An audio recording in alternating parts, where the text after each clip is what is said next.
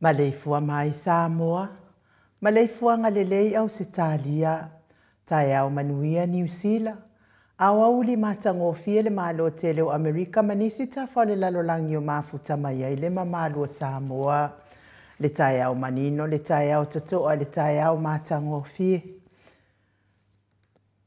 O le aso lua o me, se furuma le lua afe lua lima, whaftai tele ile atua i laupule whaaso i fua, wala whai mai le leile nei tai au fau.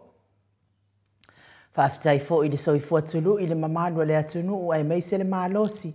Mawhai ona whaatino ai whaiva matiu te masania i le mamalua Samoa i aso taitasi. Le anganga whaaloalo e whaafeiloa i le maleifua mai o au na tofia le atua i so se whatatapuai. Lau sisunga i le whaafeanga inga le maot Samoa vi ingo le atua. Raven e sau asora via na le anama le faltua ya upulasi. Sunga le toi ino le kale sia la mo sa toi fuata ina. Raven tele tausanga ma le faltua. Raven tele tausanga. Pasta visita felava ya mosa ma vai tamaso hali i. Pasta faatili matuni no si amoa ma le faltua. Pasta sanga le tuila epa ma le faltua ya fai upu. Raven awatama tafai ono ma le faltua ya katenari. Le susunga le epikopo ya sianava te vitaki o sianava matresinta. Le pasta ain o mole anga avi isawa inaya masai peti matua malolo man malo. Raven mole anga telesoti ma potafou. Pasta ya kopolama maainga. Pasta tole afua faraniko. Pasta moana tulolo kapeteni poloka ivao ma petala. Le pa iao ainga matama. Le uso ngā pule mtumua i tu au maalata wa ainga le taima le ba au fonoti. Sua male vai fanua fofoma ai tu langi sa ole masale au mua male lau niuna sa e lua. Le afifio fatu to fale ula la au namtasi ma upu ya te ole motsa. Talo fa lava. Male ifua mayo le au mamalo so tata o malo le nei tai au fo. Na na fionga le tu ya ana. Tui male le ifano vale to aso ala uvi le lua malo masiofo. Mese le fionga le tai sili le Grand Chief o Papua New Guinea. Sunga le apostolo, fo mai o tu la fono, fo mai o polkiki, ai o fo mai fo o tamau a inga. Tai o le vaenga whai pui ai ata watanga Samoa. Lau susunga tu le epa awe lua fatia lofa lupe soli ai loro fia ngaru malemana na yoti ai ono dokta sa ilele. Maliele ngoi male falitua i a Chile. Professor to whamanino ai o fo mai o tamau a inga. Fionga le komiti tō mau o le kalesia me tisi. Whai launga wha maoni o le tala lelei. Le whai a onga sini o le Universite Samoa. Professor Dr. Afualo Luangalau. Wha amoe tau loa manu wutsa lele tui tolo waa ma le whaletua i a Rosemary. Wha salauta o le ainga sātun mafono ma le maleifua maini nei tai au fau. Fionga ili sao i a leota sua tele. Pula fionga fo i a fui maono manu seni tu fele ma le whaletua i a sua Vivian P. Fem tu fele. Le superhero tato pokalame le fionga i le ali fai pule i a le ala i le pule matafeo tu puole fe pule ai. Tu au pepe le ala manua le ala le au loto rimoni a Yafi ma Sharon. Professor soifua malo loina. Dr. le ausa to le fua tu pa isa mau take na seri madfaltua. Ma lor soifua manuia. I la wafionga li lo mai ava fotua manu. Ma le falitua i a baby fretten ma le no fua halo mai Hawaii. E talton fo isa o tau maua se asa fia o tinai le aso anafi baby. Vui Nicola Wofo ma le falitua i a moli ma le no fua halo mai sini au Setalia. Sisunga ia Felice fiu se ni o tautolo ma Maria ma le no fua halo mai sini au Setalia. Good morning Maria. Le manu mafafangu le alamisa ma le no fua halo mai Melepone. Tupa i o le vaililingi mau moananu ma Marina ma le no fua halo. Good morning. Ma alo lava le soifua manuia le nei tai au fau. Wha manuia tele le atua i whai mamatiu te wha manuia fo i le atua le pisinisi. Ai ane ma leifua mai o le au sina so tata watanu le nei tai au mata ngofie. Tuila e pawhai ai ma le whaletua i a maunga mu good morning. Se umanu matamua whaali ama le tausi ia ia sinta ta lofa sinta. Lofi po le patu uma Vienna. Good morning Vienna. Na nai whau mui nā o le ana le tupu fia ma le whaletua i a moananu ma lo le soifua maua moananu. Telesia se kola se tikato o malo tatalo au lele matapula se umalo fereti funga se umalo. Ya, ai wa se keno ngia umalo fale aso ananafi ya fa manuia le atua ya te otina. Asa vale fa alava au good morning ti o enu ese Paula Band. Pepe si itia epa. Lesina le avai Maria Akiau tuala Maria Blakelock. Ngalua fisau fo i vila wano fa ai ufa amau moana ekeloma. Foketi sia moa evo ayo faiva. Rosalia Mupopomila feileu telesia sanele afoa. Malo lava le soifua manuia ya te o tauti na matua tato pokalame. Malo tatalo faftai fo ile. Lango malo sile afionga le taitai sili male vaenga fa upfai. Malo soifua manuia le neitai au fo lau fetalenga ngafo pula salua tele mosi male tausi ya Susana. Lau fili arona fai ngafa male falitua good morning. Susunga ya to alima leifi pope tuala ta male langi male nofua famise fo ile falitua ya Julia good morning Julia. Pupu ifatu elia tau ili ma Filipina morning pina. Te osane le tunai ma to mata ngaluvao leota. Manusina se Stefano te le foa mamatai ati o safa atonu ni umata. Se wa muli tuipoloa ma to o amatayo. Fasavalu ma faalongo felila. Masoe lolo ane misa maoli, fau moina alea lali au wa amalita. Papori i Paulo Ioane ma akenese leifi Ioane tu umatawanga upu atu o tawanga masunema. Good morning sunema. Moe mahalo tanielu tito malua timu falitangoa i Farani Swan. Mafeao taito. Mati malangau ma, sua pentito good morning sua. Le mutu nga uta Brown ma Christina. Lolo mataua ma pauli ului mga fosfulu pali itele muangu tuti apunaolo tango male faletua. Fatia lofa povi ma se yuli fale ula fatia lofa. Tuala tau umale lua ale si o muripola. Si ili ala ei o kene male lovi Pertus. Mata utia sa ngala apelu se asom Celestina. Tu au pepe Josefa se tema makoleti. Sione haitang good morning sione. Tawe etia taafu asua maroini. Amitua na ifia ai le toa tulifau. Makika vai aonge good morning RJS TV upati ma Lord soifua manuias TV. Lelo minga good morning. Vai tovi Filemoni ma le faletua King Solomona. Tau faiula. Sunga ya nganu manemana tau faiula me King ile au pepe. Falana ipupu pani pasa fa apoi ma fa afu. Tau finga fui maono ma Diane. Tupa ia le vai lilingi fasalafa tapua i kuka. Le faletua ia moana good morning. Mau salafa ono sa itu faanatu eti maulalo. Praises langi ayeng Selina aling na here. Kolkita tuala Maria Sione Tusa onsi faalongo lele. Veronica Asamiu Petronia Salele. Mahalor sa ifua manuia Petronia. Muripola mose ma Maria Ulai. Fono i moana langa aia pele sauma fitalenga ili falifitu ya lapa kolisi leota male tausi. To sulu ngā tau mati elive ma faaumu. Malo lava li soifua manuia faaumu. Lucy pautalo se walunga mama liu mai. Ya neta motu nu good morning. Tawa fesili amitua na imalisi. Tupura penise anau malfalitua levave ma Monica Pale Smith afa Malau Brown. Sunga ya vaya ma Janet Langshu. Sunga ya taula papa amata fai avito Yosefo malfalitua ya Susana. Good morning Susana. Misala au masituila piwiva good morning. Robert Peterson tuin so oalo tia. Fau muina po wesitangi ilima matania. Ni umarika umevalo ia pasu imurivai maletausi. Le fau vautu uanga seata malefalitua ya Lisa Sole Maleipen. Good morning Lisa. Joseph Meafua Martina.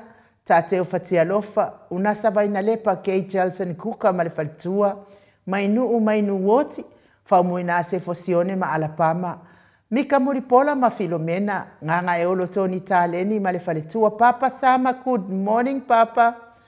Le afionga ya le awanai ma le faletua ya Lina Tiuli. Le ata tabale awelua, good morning le ata. Vui ma vayaum. Le afionga ya vui. Vawe lese ma le faletua ya vayauma, good morning. Na mula ulu ma le afionga ya tawa le toa pele pesite tamasone. Taputoa ya feta good morning. Au mua pita le au tutu manu leleua. Ele tise manu leleua tali au puleloto bautu ua. le susunga ia olo manu usini ma le faletua, pea fo ia salapo e li fasa sopi ma fai unga, po asa mangolua ma ruta, ma lo lava le soifua manuia se mato Kalesia Katoliko sa moi ruti hio lau a fionga su a filigari ma uli tavai, tala inga le fale fitu ia li unga tali tau fale taulangi Ropeti Stewart tole afoa, ma Elisabeta, tala inga le taulau niu ia ono fia na au mamana ia ma le fionga ia sula Daisy, ma le no foa halo. Tau manu pepe sopo ta fea mali i tonga tuki ma le fale tua ia peka paka tonga tuki, ma lor tapua i la wafionga di sao. Ia mese le fetala inga ia sa mau le atinga ngai ono soli tamari i timani sa mau mai best. Le tausi au lei ma le amio lei ia manaia. Ia mese fo i le ai ngali i. Ma lo lava le soifua manuia le nei tai au fau sa mau. Fa manuia le atu al pisinisi. O lo tautua ina aisi o tatou. Ma lo fa pelepele o sa moa. Ma le ifua mai nei tai au matou. Apio fōlinga e me se fō ile autostusi lungo al tatou YouTube. Ia ua wha malo lava le soifua manuia le nei tai au fō mahile alii. Te talitonu fō ia inisi o nei ainga o ala wha i mai fō i wha anoanoanga le nei tai au fō o na o whainga malanga al maliu male oti. Wa whea i fō inisi o nei ainga le nei tai au. Ia tau ia ina i anga le leile atua masanga wha mawhana whana ina o tau fina ngalo wha vau vau. Ona o le tō e se ai o nei ainga, e ala i le wala aupa i ale atua. Mau o tō fina ngalo le lei a wato e aso nei ainga i lungo nei fonga ele. Ma ia sanga wha mawhana whana ina i le atua o tō fina ngalo wha vau vau. Ma tō o tustusi lungo apio fōlinga leo mua mai la fionga i ia tui whaasina Broken Tau Vau Hido. Good morning tui whaasisina mai utai Amerika. Filomena Mulipola. Mai melepone good morning ma lor soifua manuia eli tau. Manuia lava lo waso ma lor soifua maua. Sinti Steawas le iato good morning ma lor soifua manuia le nei tai au fau. Vi ia lava le atua wha pia fo ia le faletua ia whaumu tali eli ve whaumu. Ia sanga wha mawhana ina pia le atua lo fina ngalo wha vau vau. Ia o lea lava e watu le sua whalto ina tatou lisi o taeo. Ia vi ia le atua whaumu. Ia alofa te le atu mo oele. Le whaltua e mei se fo ina i o walo. Whaatangi lau tolo good morning ma futa mai Samoa. Vi ia le alii manuia lo waso whaatangi lau tolo. Tawai paka good morning ma futa mai Aukilani i New Zealand. E mei se fo ile autopoe Rupena North ma futa mai i tufulele i Samoa good morning. Le autopue, Lucia Ioane Loka ma lo soifua maua le nei tai au fau. Titi Maya good morning ma lo soifua manuia. Se la tupu Filipo. Ma lo le soifua manuia. Torin Misa ma futa mai Aukilani New Zealand manuia le nei tai au. Me se fo i Katarina Apoe ma futa mai fo i Aukilani New Zealand. Good morning Katarina Apoe. Manuia lava lo tai au. Pio Timu good morning. Ma lo soifua manuia ia mesfo in mafuta mau mai fo alunga tupa i ore vaililingi fasalafa tapo i kuka good morning manuia lo tai au tupa i ore vaililingi muli anga tele soti ma lo soifua manuia ia te oe tama ma lo manu ma lo mafuta mai i Aukilani New Zealand. Stevie upati good morning Stevie manuia lo waso Stevie. Ruta lua manu good morning ma lo soifua manuia le nei tai au fau. Teiki Mulipola. TK Mulipola good morning. Pea fo il faltua ia sina lei Burton ma futa mai Kalaistete i New Zealand. Ma lo soifua manuia i lau fionga il faltua. Pea fo i Josa Leao mai best ma lo soifua manuia le nei tai au fau. Pea fo i vai o le alofa a le ifi ma futa mai pango i Amerika Samoa. Ma lo lava le wha ma losi ma lo le wha ma popo vai o le alofa a le ifi. E me se le afionga ia le au pepe Howard Walker. Ia ke le loi o lo ma futa mai lava le afionga ia le au pepe Howard Walker i Aukilani New Zealand. Ia manuia fo i whai ngā malo longa ma asiasinga i nei ahinga i Aukilani New Zealand lau afionga. Toi tusi mati good morning ma lo lava soifua maua le nei tai au fau. ia ai o le viiga leo le atua tatou te felosipi faatasi ai lenei taeao matagofie ua tapenaina i le alii mo tatou.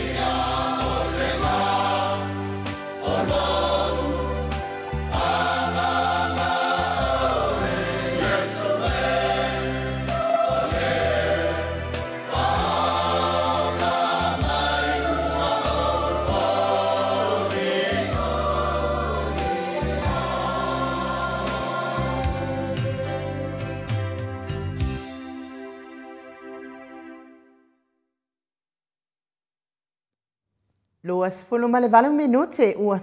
Oh. Si. Fulumale 5 minute uat te ai nei le tu lai fitu I sini au se talia. Ma lo lava le fonga mai le tanto au fonga nei tu la le tai au mai se fo inisi fatu ata mafuta mai lunga le tato apio folinga. Ia ma lo lava le usu, ia lava le atua, popoina pea o i aso le soifua. Ia me se fo iso mātou wola tātou te whiloa ia pia I tātou pokalame māsani I aso lua o aso taitasi. Ia, o lea watoe se fulu ma le lua nei aso o lea e totoe. Ia ona tātou wo o loa le aso ngafua e a mata ona whaasoloa I le whaamasinonga fo I lea I le o le faufaunga. Whaamasinonga le o le faufaunga lea na ua tua ia ai lea fionga I le li faipule, ia lea le pule rimoni ai afi. Ia o ia lea nala vea ai tamaititi lea mamali ua tuai. Lea so toi se furu ma le lua nei la aso. Ia ua umana faitau maasina ma umi le whaataringa le malo le tunu. Ia umi le whaatari le malo le tunu. Ia lea la ua toi faitau. Ua faitau I le vai aso, ia mahaso, lea lato se fulu ma le lua aso o totoe. Ia ona whaatau nu uina loa lea o le whaamasinonga nei. Ua lewa na tamana o se I ia nei whaamasinonga. Se I avatu o mai ye sa la vea le faufaunga. Ia eka loka I kaunga malala. Mai o te taritonu e le tatau lava na iai se si sao mai I le nei. Wa te lele whale tonu le mamalo le atunu I tala whea vea ia ona o nei lava faufaunga ua faufua isi tangata ana o lava lato e whaile leile malo peifo I ona tatou pese e pea le sori whaavae ma le sori tu la fono ia ai whaatino pea le whaataita ina le malo ana o ana taita le malo ma whaile leina e se manu lava o le aini nei maunga o ngā sāma me vesi eiso tātou watunu ia lea ua whaatai le atua peifo I ona o whamatala I nātu le whaiaso watua nai ia waka kei fo I loka wa ai aku ia o le fo I ko mai ai lunga suafa o nisi o whawhia ngainga I le mata upu lava nei o le faufaunga ma le whaalafi mataulia fo I walewa na su e leo ia le tamaititi lea ina ua uma o na whaila na moli mau pepelo I lunga o le Blue TV. Ia ua fiu leo e su e. Ia lea whai e sa o whamatalanga ia wa saununga o penga te whailangi o lea sa fsosoani ia I wili papu malona whaletua I le totongi ina o le hotel lea sa whaalafi ia ni ngeka mai kiki kala pepelo. O se matua whaanoanoanga te lele le whaafongfonga anga le mamalo le atunu ai me se lava o le atunu o kerisiano e pei ona pepese ai pea I le aso ma le aso. Ia a o amionga wa amata mai lava au na le atua ona matua tele le whaale tonu. Kalu le a iafua I ngei mea wa le o la toue. Whaikau ia umal kuspaia. O ke karikongu e mari wale se whaife au e le I umangonga whaikau wingal kuspaia. Ia a leo fua wha mai maula ko kai mingei mea. Leo e makua I whaikau kuspa ia mae a leo kuspa ia ma. Ia makua I whaakele ngia nganga mo le malo le atua. Ma le au ainga o malo le atua leo lai whaava. Ia, kahalo sia ia. Tato whaatalitali ia ma le loto. Whaamaulalo I lumo le atua se ia o mai le aso luas fon maleono. Ia wale koe ia se mea o koe lilo. Wale lava afo e Samuelu ia le. Samuelu po Sam. Wale lava afo e ngaka mai kiki ia po ngofo pui pui a le alava e sa o loto e sa faufaua nei mea mwha o ngā aino na tamai titi whaabalibalea. Ia ai me se fo I o lea I o stupe lea e tausi ai ia siona to o lua e pei ona iai ia le faufaunga sa iai nei, ia ai tātou tālu sia ia ma tātou tālu pēa ma le whamao ni lumo le atua. Tātou fo I nei aso I Samoa wa a matali ai fo I fontanga tina o le ekalesia e whakasa, me se fo i mawalunga o le ekalesia e whakasa, e lato fono pei o na masani ai i tausanga taitasi, tau iaina i anga leile atua, i le fionga i le taitai fono, ma le laulau a fono, me se fo i sunga i toe i ina, no fuato i ina o le ekalesia, ia, au na, ia, me se fo i le au usu fono uma, ia, whamani atu le atua, ia te o tau, ia whamamao ni mala mani puapua ngā, ia tatonu fo i le misi lava se fono tanga mas whaalawe lawe tupu ai, ia ona i fo i taimi wa le whetau i fo i le whaalongona i le tau me se lava o ia o tau o e o loo malanga atu i New Zealand, ma Australia, ma Amerika, ia, maua fo i se usu ngā fono fia ma le manuia, maua ni o tau fina ngalo māneia, fina ngalo le lei, ia e fina wina ai mea le lei, ia awale, ola le soifua le whaatua o le whanaua le atua le nei lalolangi, ia sang tupu ma ia ola, tupu ola le tala le leia le atua i fina ngalo o le au whaafongafonga, whaamanuia fo i le atua ma whaamamao lava i whaalawe ono tupu whaafuase i maua le malosi, ia te o tau, ia tau wa fionga mamanu, ia mole usui o le fono i taitai o le ekalesia, ia se i o lava i se usu fono wasili o naititi, whaamanuia fo i le atua i langona ma fina ngalo e usui ai le tau usu ngā fono. Ia whapena fo ina whatapena fo i usu ngā fono le ekalesia AOG, e iei nisi ekalesia wa makua kele le AOG, ia wa ese uma ia ingoa ia aitasi lava le aunga ia mawhapena fo i maona whainga ia o lotu Pentecoso, ekalesia Pentecoso, ia ilana isi ekalesia Pentecoso loo usuia whaatasi fo ia la tau fono ma le ekalesia e whakasa, ia whapena fo i nga le atu le atua i fina ngalo ma whamoe o manatu le lei taitai mai se fo i la usufono uma le ekalesia Pentecoso, ia ili nei fo i vaiaso, ma le nei fo i masina fo, whapena fo i ona tātou tāpena pena atu, ia mō konferenisi pena masani ai le ekalesia me to tisi lātou, mana isi fo i ekalesia wale maua le i le ngangana i suafa o lātou ekalesia, ia a whaatapena mō usu ngā fono pei ona masani ai tausanga taitasi vi ia lava le atua ona o le soifua whaatuatua ngā luenga ma fofuanga o whaataunga mō ekalesia taitasi.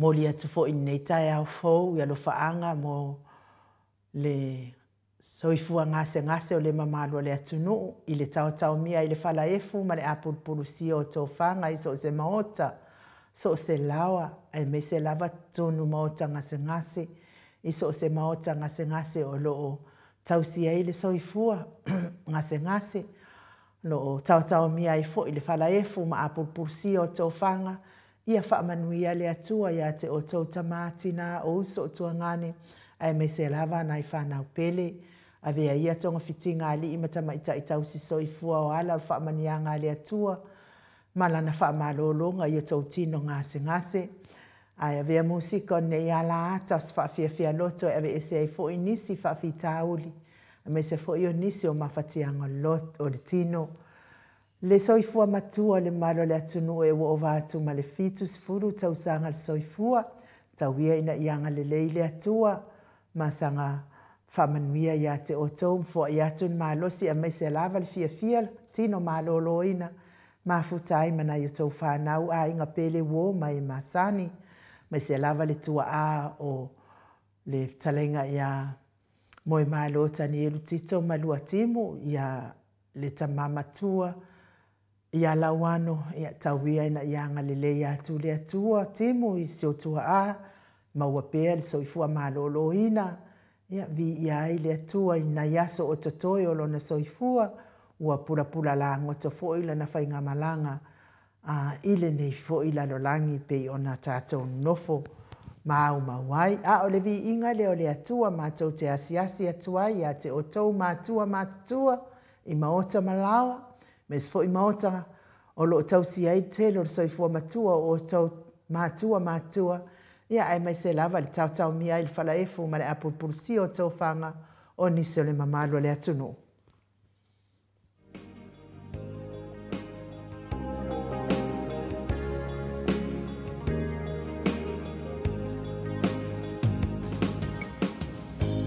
There are some things I may not know. There are some places I cannot go. But I am sure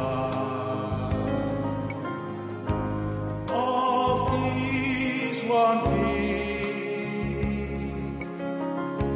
my God is pure, for I can feel Him deep within. My God is pure. Yes, my God is pure. It's real in my soul. Yes, my God is pure.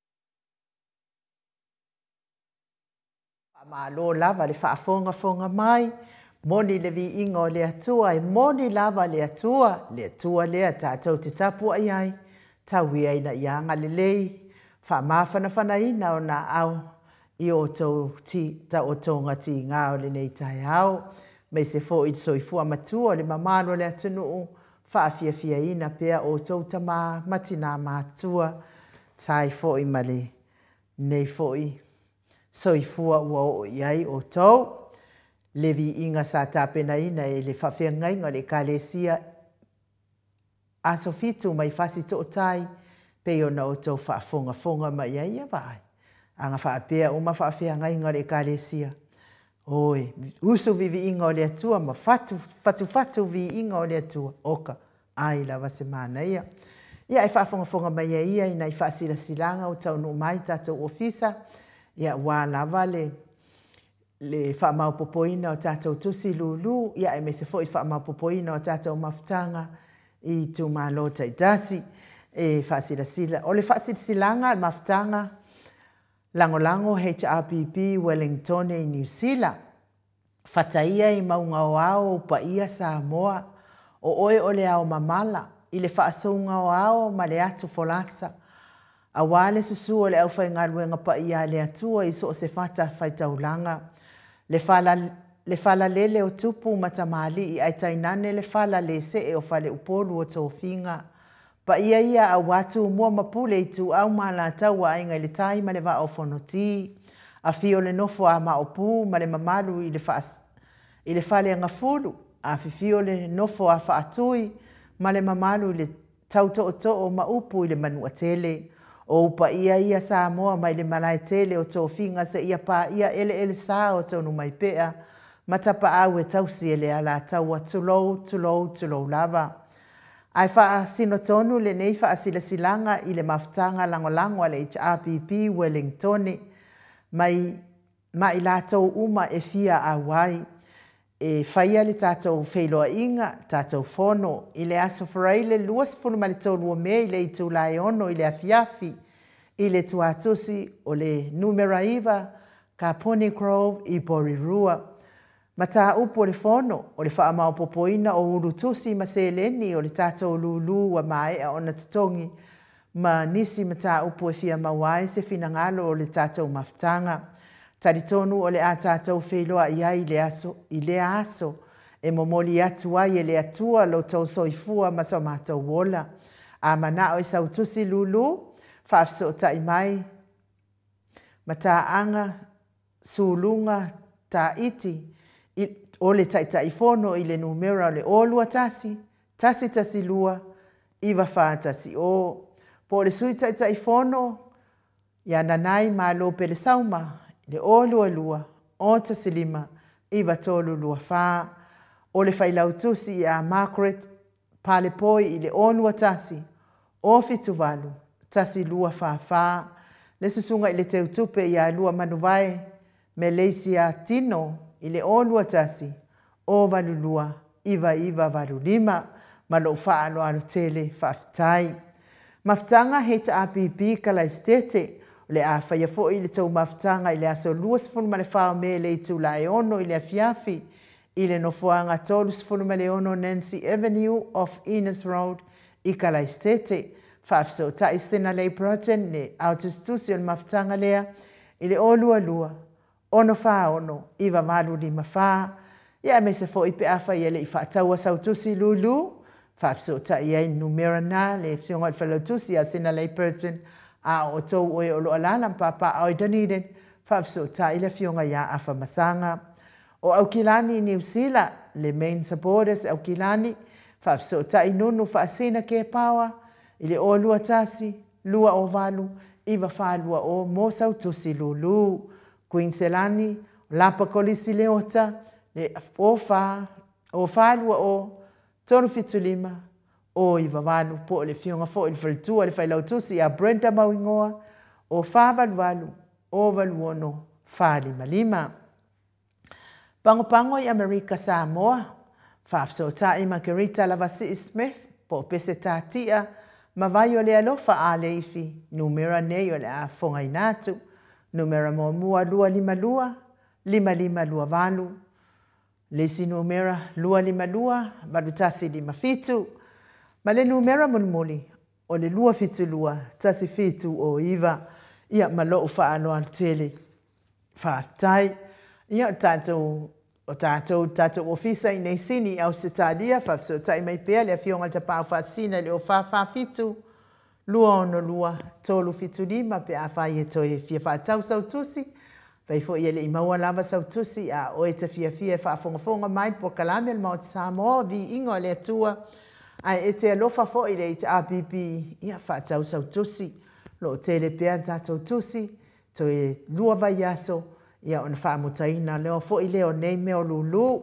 leo tau faafongafonga mai tatou lulu ia lea ua toe apili le tatou case pe ona le manuia ai ia ai tatou te whaalangolango lava i tupe whai ai mea uma nei mo le atua le whaamāloma le whaaftai mawhtanga uma mo le langolango ina le tatou lulu whaamālo fo i whaaftai a te o tau le soasoani mai fitau i le leile se i o le tatou lulu i le aso ono o le masina fo ia ai o le masina fo na le watu i ai ia tatou whamasinonga apili lea wale toe ilo ina o le whaiunga le whamasinonga na au mai e le tarawhia ngai e o lava i le tamaititi la ikiki fo i lea wa amata na alu i le aonga na te sila fia ina a whai pālota i le pālota lon whai aonga na o la tau tamaiti aonga e pālota ea lea la ua tau i le leise inga le tatou lulu lea te talitonu e umalona se i tatou lulu whamae ai loa le tōngina o le tatou roia le tatou keisi lea ia ma umatu ai fo i leo na whawhitauli o te moli atua i whawhitai tele lava mai maota Samoa vi ingo le atua i ana paanga lava whawhitai whaatau lulu lea lava solo manuia lava le tatou lulu lea fo ua toi whaapopo mai ia isi tusi e tolu a liu ngata le tau whai le taulangi ia wala talata atu tusi a liu ngata le tau whai le taulangi tolu sifulu tusi ia sa whaatauina wa malo lava liu tai langolango malo si mai tatou pokalame nei e ala lea i le whaatauina atu tatou tusi lulu o lea lava e top lava le whaletua ia vai auma vawe lese mai i Melepone limas folua na tusi ia wa toi titi lava uma mai fo i tusi al faltua ia vai uma fa tai tele lava vai tai le sosoani mai tatou lulu momoli atua i fo il fa tai tele le tina matua ia pepe sitia epa mai i Melepone ia le wa tongi mai la na tusi lulu e tasi ia ole pase se mua lava le ale malanga lea le asau nei malanga lona valu le na amata mai le asa le foi pai la te ai la fionga ta pa fasina ia to le foa ia ol pase se lona lua ia o le fionga ia le ota lisi petaia ia o le ota lisi petaia masiona ainga ia atoa petaia ia o la ua fai mata fa le o le main maftanga foi le main HRPP i supporters i Aukilani ia o inai fai maftanga ia leo talisi le sunga fo ia leo talisi petaia masionali ia atoa petaia ai petaia ne ia ona ola ua olo o ngā lulue i Wollongong ia whawhitai lava i lea fo i ainga vi ia lea tua o leo talisi petaia ia o le tō whawhine lea o tatou hero lea ia lea la le pule rimoni a iafi ia masiona ainga ia o lea ua ngā lulue mai nei wai fo mai ia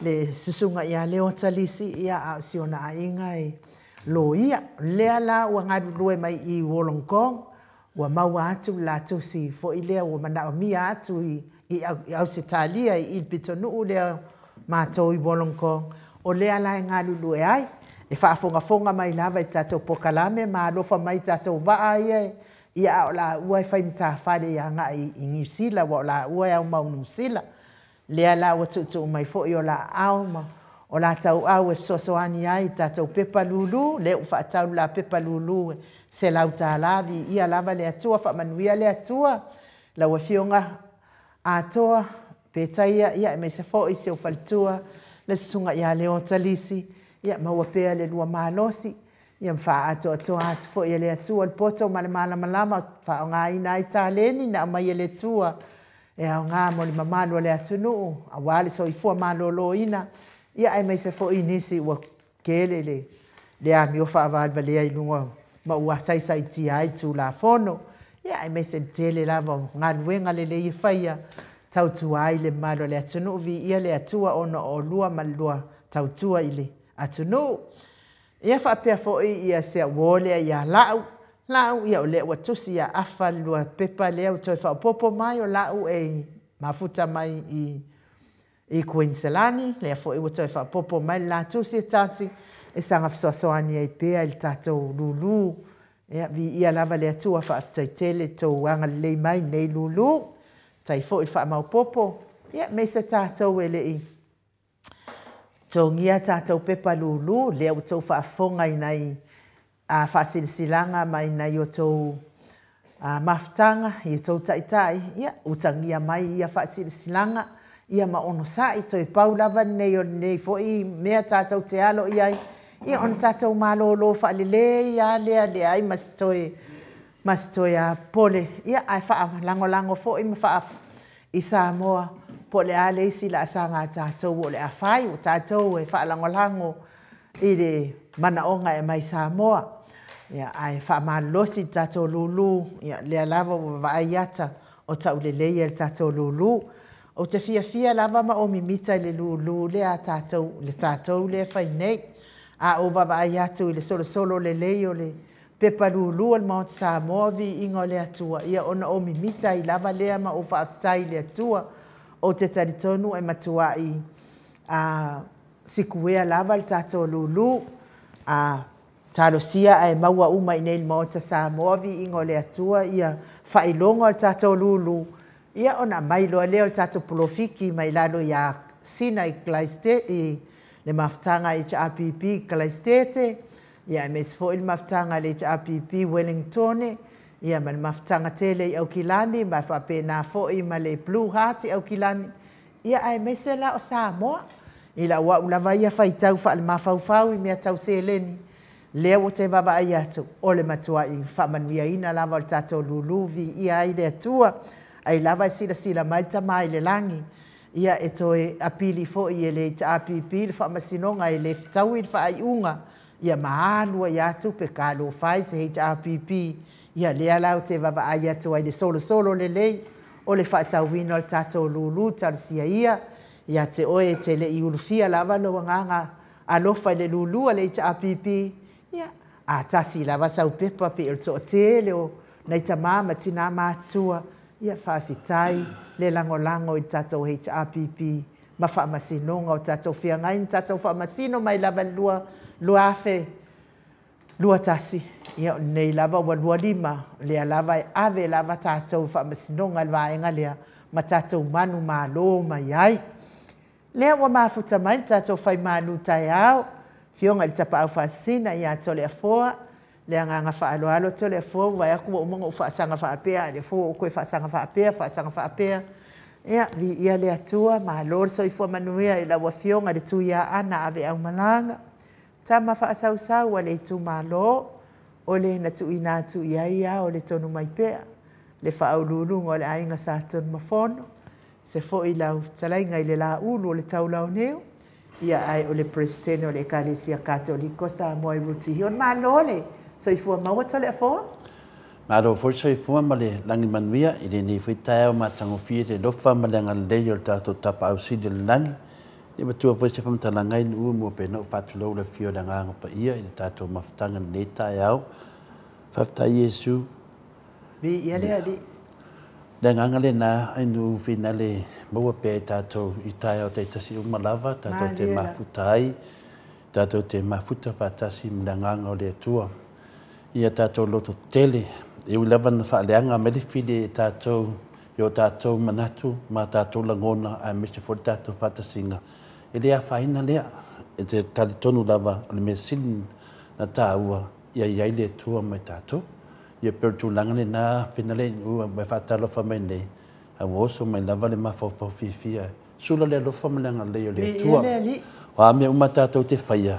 Ia maua lava se pasene o tātou tautolanga e fua ia tu mo le vi ingo tātou tapau si do lang. Ia tala lea indu malo soifua, malo foi lang e ma. Tātou tau whai wha malo le soifua manuia to le foa.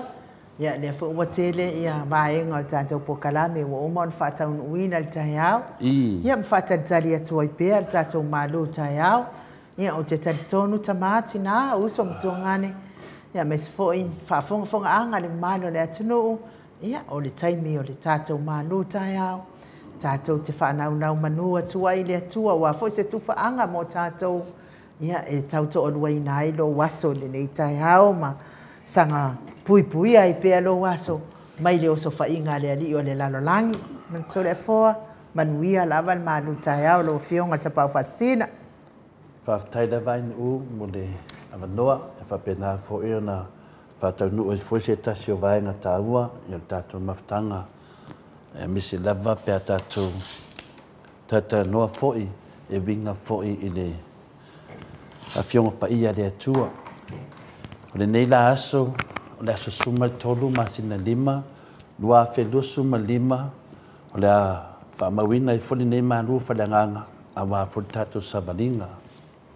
Te momo pēna o to e whaawheluai, le fio langanga pa ia le nei tai au, le malei fua mai, le soi fua maua ma le langi maina, e ia te o tau le alo fatu noa ma le manuia mai le atua lo tātou tamā, a toa ma le li o Yesu Kiriso lo tātou wali i, ma lo tātou whaola.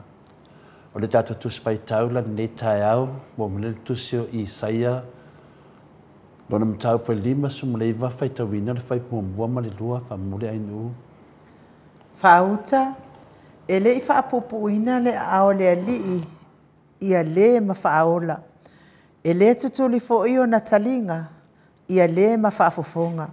Ai peitai, o a o tau wami o leanga o whai ia mapupuni le vāo o tau le vā o tau malo o tau watua. O a o tau wanga sala foi wa alo ai o na fofonga ia te o tau wa ia le wha fofonga mai. Whamanuia le atua i le fofonga ina o na fionga pa ia i le nei tai au. O nai lainga ua whamawhaina mai le whaiupoe lua. A o tau wa ambio leanga po tau wa sala ua wabae se nai o tau mailo o tau atua. Wa o tau wanga sala ua lilo ai o na fofonga ia te o tau. Ua le whaafofonga mai ai o ia. O tasi lea o vaenga tā ua e te mi whai whaasoa whadanganga. Te mi e whanga mai ai tātou, pe whanga ai tātou i le upu mai le whionga pa ia le atua. O le tā ua i a tātou mana tua ina, o lo tū sao mai lava le atua ia i tātou. O a lava anga sala, ua lilo fia ai o na fofonga ia i tātou, ua le whaafofonga mai o ia i tātou.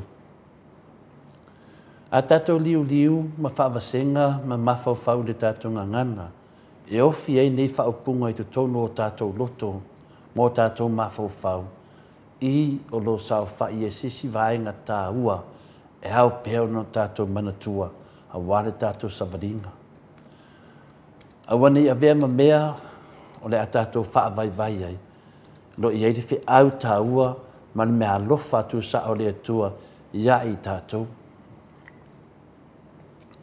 A whaila o tātou ni tangata Kesiano, a lo o whaawau pēo ni tātou se, ma tātou wanga sala, maanga sala pēa.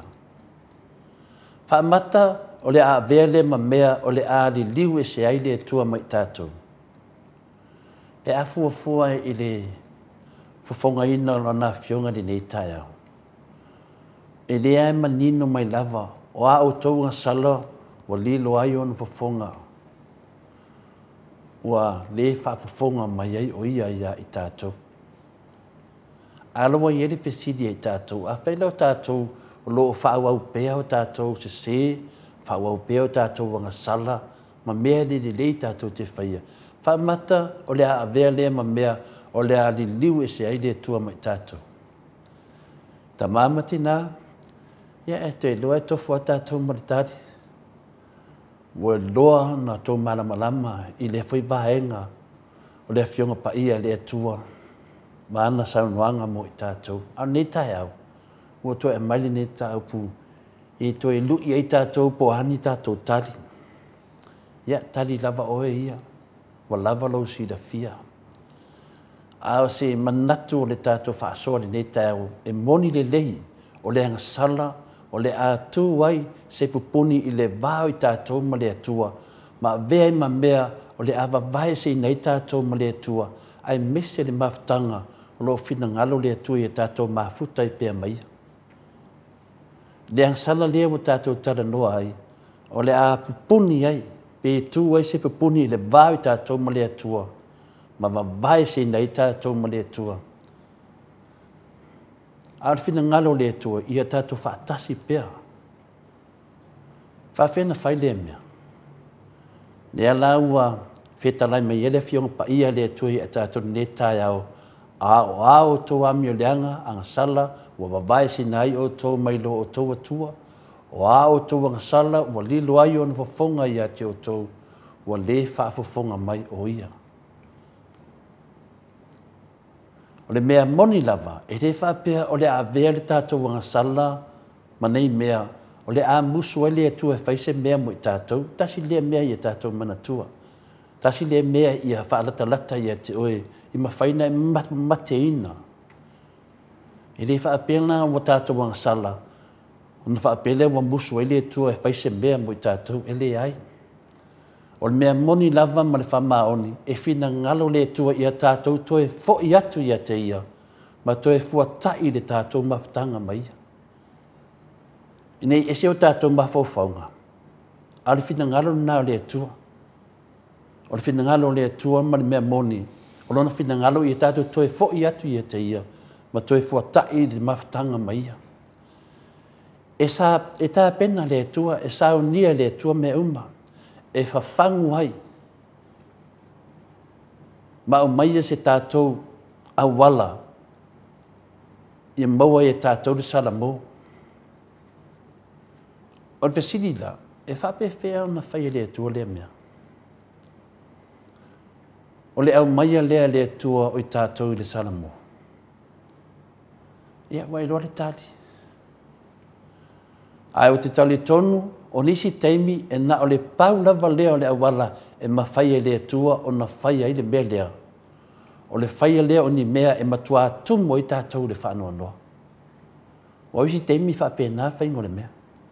Matua mai lea tua mea matua i tumo i tātou, matua whanua noa i tātou. Mai o i lava i tātou i loa o ni mea se o tātou whaia o na tātou toe fo i loa lea i a te ia. Lea tātou te loa i me le to tupu. Mea i e tu tupu ni tātou wōlanga ma le soi whanga o tātou i teimi nei. E matua i le songa i lista ngata mo kua kau i le nangi no ngā whaanoa noa. Ai tātou te le loa o mena whaia le tua i ana i loa ai o ana me se me i e whaia.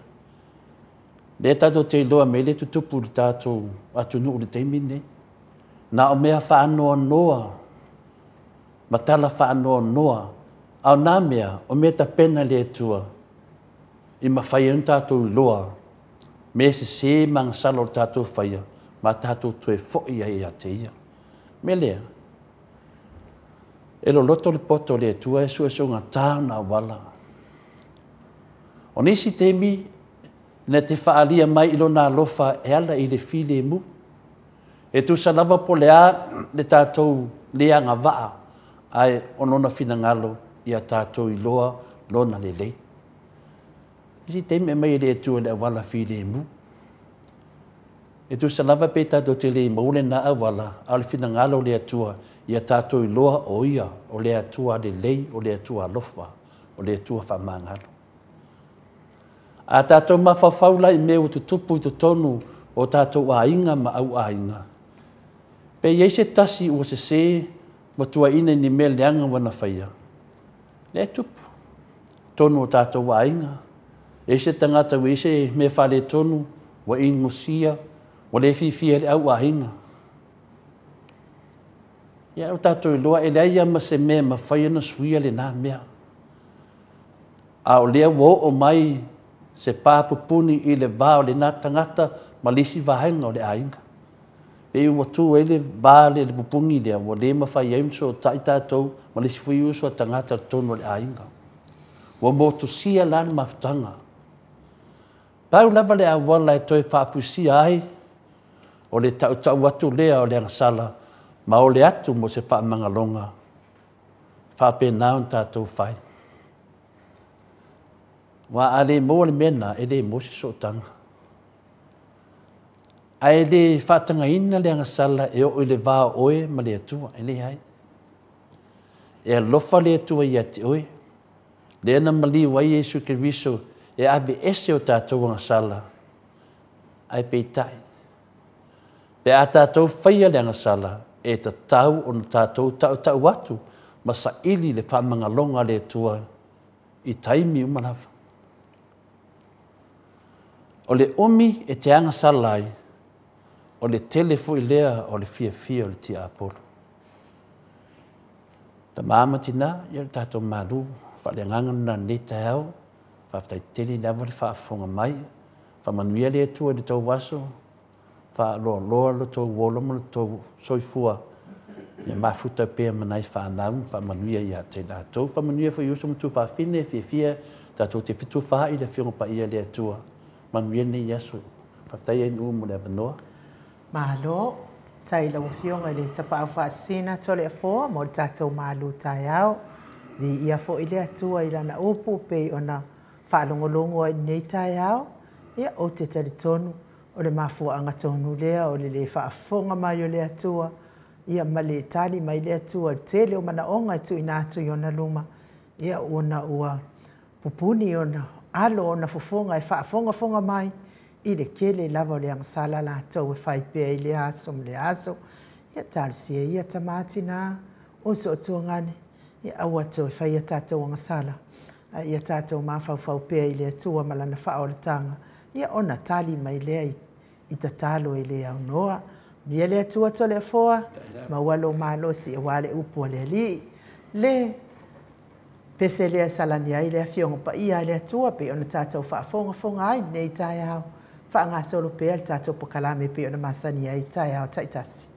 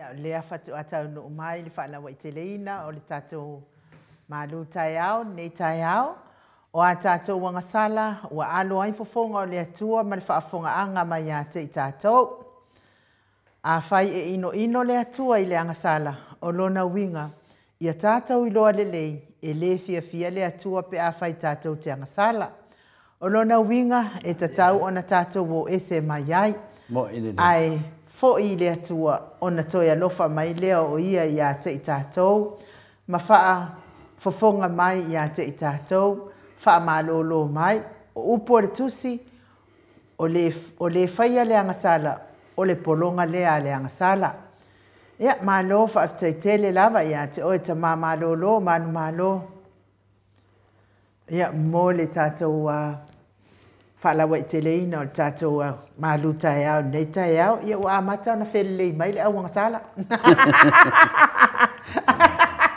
e gofia lava le kagakaga sala e le mu le loto ma faafetai atu i le atua ae mu o soiluga mo le molki apolo ia talu kua o magei ago o kapea kua le sikomegi a le sialii le ua makuā mu kalali le ulu ia ai le nganga faaloalo e faafeiloa i le ata-atanoa le telesacriten le ua mafuta mai i le tatou polokalame nei taeao le nganga faaloalo malo lava le soifua manuia malo le folaulagi malo ona saʻi fioga i le ata-atanoa le telesacriten alo ia malo faafetai ia tatou te via pea le alofa malaga lelei o le tatou tapaulagi lona lanipule faasoifua vai e fone te mai le toko rua fiona la fiona to le forma la fiona enu te nei fo taia me se vai le sunga ya mai ia o tato felo ia i le langi mo mama le so i po mo vi e pe le lo fo le tua pa tai fo i le tua le mo fo yo le ava no a ta ua e tato te mama ti la ma tua ia mo fai e peo na tato fa tasi ia i le aso ma le aso ia vi e pe le lo fo le tua ai fa tai fo i le tapo inga ai le lo le tato tunu i le ngata o Australia va pena fo ia New Zealand nei ia ma Australia ma Amerika ia mea ro iai foi nisi o le tatou tunu o loa lalam papa o ia malo poi de soifua manuia ia ma le AVP le whaafitai ia ma le viinga i le atua ia o lona lofa ma lona ngalelei ia o tatou whilo iai ia i le nei tae au ai meise po ia lo fionga tohu le forma lo fionga nu ia o tatou whilo i foi i le langi e mamama le soifua maua i le ni po tae au ma tangopia ma lo le soifua. Ia, tātou tau whai whamalo, le soifua manuia i lau fionga le ata noa te sa. Ia, ua fia fo i le malo le atunu, e mes fo i o mātangata. Whanongolongo atu, ia o loo māwarunga pēa le anga leo le atua, ia te oe le ata noa te sa. Ia, ua kakau roa o ngā wawenga e koe alu i Samoa. E whai mai tātou talafou mai Samoa leo, whanongolongo atu, a ma kua strong mai au le. O lo voice whai mai ei, ia se o keu pēkelo. Ia, ia la vale. Ia, a tātou tele i o atu, ata noa i tātou mta upu pe ona. Pe e se mta upu ata noa i te fia sau noa mua ia le i batu sia. Mani a pēra le, mana i hoi le sau noa pēra lau fionga a u nei tai au i nai e tātou mta upu mo le nei fo i aso pe ona tātou iai. Malo, whaastai ata noa, taluai ona o tātou. O tātou te taltala noa lava i me o lo te tupu mai Samoa ata noa. O lo tātou tau mawhai e tali atu i si vaenga sia e taua o lātou lea o whaipule o le tātou malo. Lātou ia o lea i tatonu o le whainga malo. O lātou fo ia o lea lātou te tausia ia le mawhaatontonua le tamau a inga. E mea manuia ai si o tātou atunu ma tātou uma ata noa te sa. Tele lan tātou tala noa ma tāu le suafa o la auli. Ia ona o la auli. Ia o lai whaipule. O lai e to tonu o le e la vea ai le lufi ina o le tamau a inga o le atunu. Ia whapena fo ia le fionga tamai tai pāle mia. Ia tūlanga whapena. E tātou tele o tala noa lava ata noa ma tāu fua ni ngoa nisi tangata. Ma nisi au whaasalalau. Au li watu lala o ma tāu. E mua la ona o fia kaukala aku i le mea makanga o i le o save aku lo le whaafonga anga le malo le atunu. O tele i loa i le mea makanga o i le ainga o i o savea. Po le mea iafe mai i fua na whaamatalanga i a maua. Tātou pokalame la wa fionga le ata noa tisa. O le ala wa umaloa tala noa i isu sia au mai. A le ala utala noa loko le hanga. O le alava e whaingoa mai pēa, ingoa matangama, ingoa ia ai mai se fo i o le whaingoa ina leo le fionga le tapa au whaasina ia to le fo ia saia. E sao. O saia o le ingoa tau lea ai ua o matai i le tole a fo o le fionga le tapa au whaasina. Le fionga le tu ia ana ave au malanga. O le tama whaasau a le tu malo. O le na tu ina atu ia o le tonu mai pēa. Ai whaafofonga ma a o le whaururunga le ainga malosi. Ai o savea, au e ke loko le anga fua ia ko le afoa. E ke le kai rua panga ma ko le afoa. E o e kukusa ma le mailelele fea rua i da warkele. O le fia rua kua o fia whakui. Pe ngā uma o e le savea langa ke ainga oi. Wa leva nga le ko ia fea kufua ia oi. Ai ke sanga langa mai pia mai sanga langa. E ko a inga oi. O ma kua ngā oi, o kua whaafinga ngā oi, ma uso ngā oi. Ma oe lo mianga oi, kulou lava le mamadu o kako wakungu ur whaafonga mai, le angala le maalie, ke iloa oe, o le mea ke wa aia ke oe ki kwa i o ka ngalo nguku ngā ia, salalau mai fo.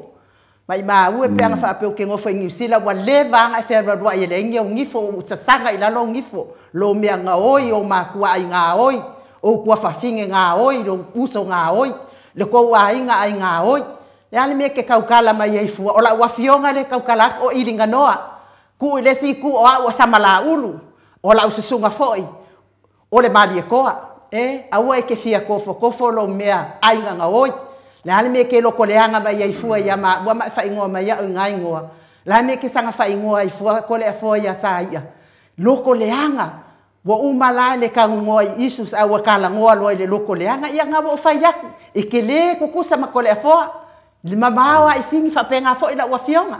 O hai o e lo pua. Whaftaia ata tanoa te sa. o te talitu i whamanulua te fo i le lau whawhangaanga le atunu me se fo ia atatano te sā ia o te talitonu fo ia i o leo whaali le whinangalo ainu e tu sai fo i mamatau whapene a ulu tā whenga o se le fituia ia paisingano pe a whahani au wa whai mamasani o le fo i a whina le sunga ia Harry o whai na masani le whai o tūlanga whapene a le o pokalame nei o pokalame ta matina e me se fo i le mamalu le atunu o le pokalame nei o le pokalame o le atunu o le pokalame o lo vatu ai le leo o le whionga le teitei sili a Dr. Tule Epa a me se le whionga le Professor Dr. Falu ma le fisosoani fo i a Dr. Leusa po le Professor fo le soifua maloloina e vatu le atunu ma vatu le tua lalo le atunu i le whainga malu a ua whai mamasani o le susunga ia Harry wai leo te leto e whai ngoinga si nua mtai ua whai mamasani o lea uso mana mea wana vaisu a ua le hai loni ana whamatalanga e whai ona nofolo le ma whai ngoa mai tato pokalame i ngoa whapena ia ele o se mea le lei le mea ele o se mea le lei mo le atunu o le ana le whanongolongo mai ono na ainga o no uso mantua whawhine, ai whai atu ni whamatalanga whapea le wasau noa i ainu. O te le whapea o te whai atu o te langolango ina ainu. O te whai atu i winga o mea o tangata whasalalau. O le mea o te whaiwhetai isi iso whasalalau.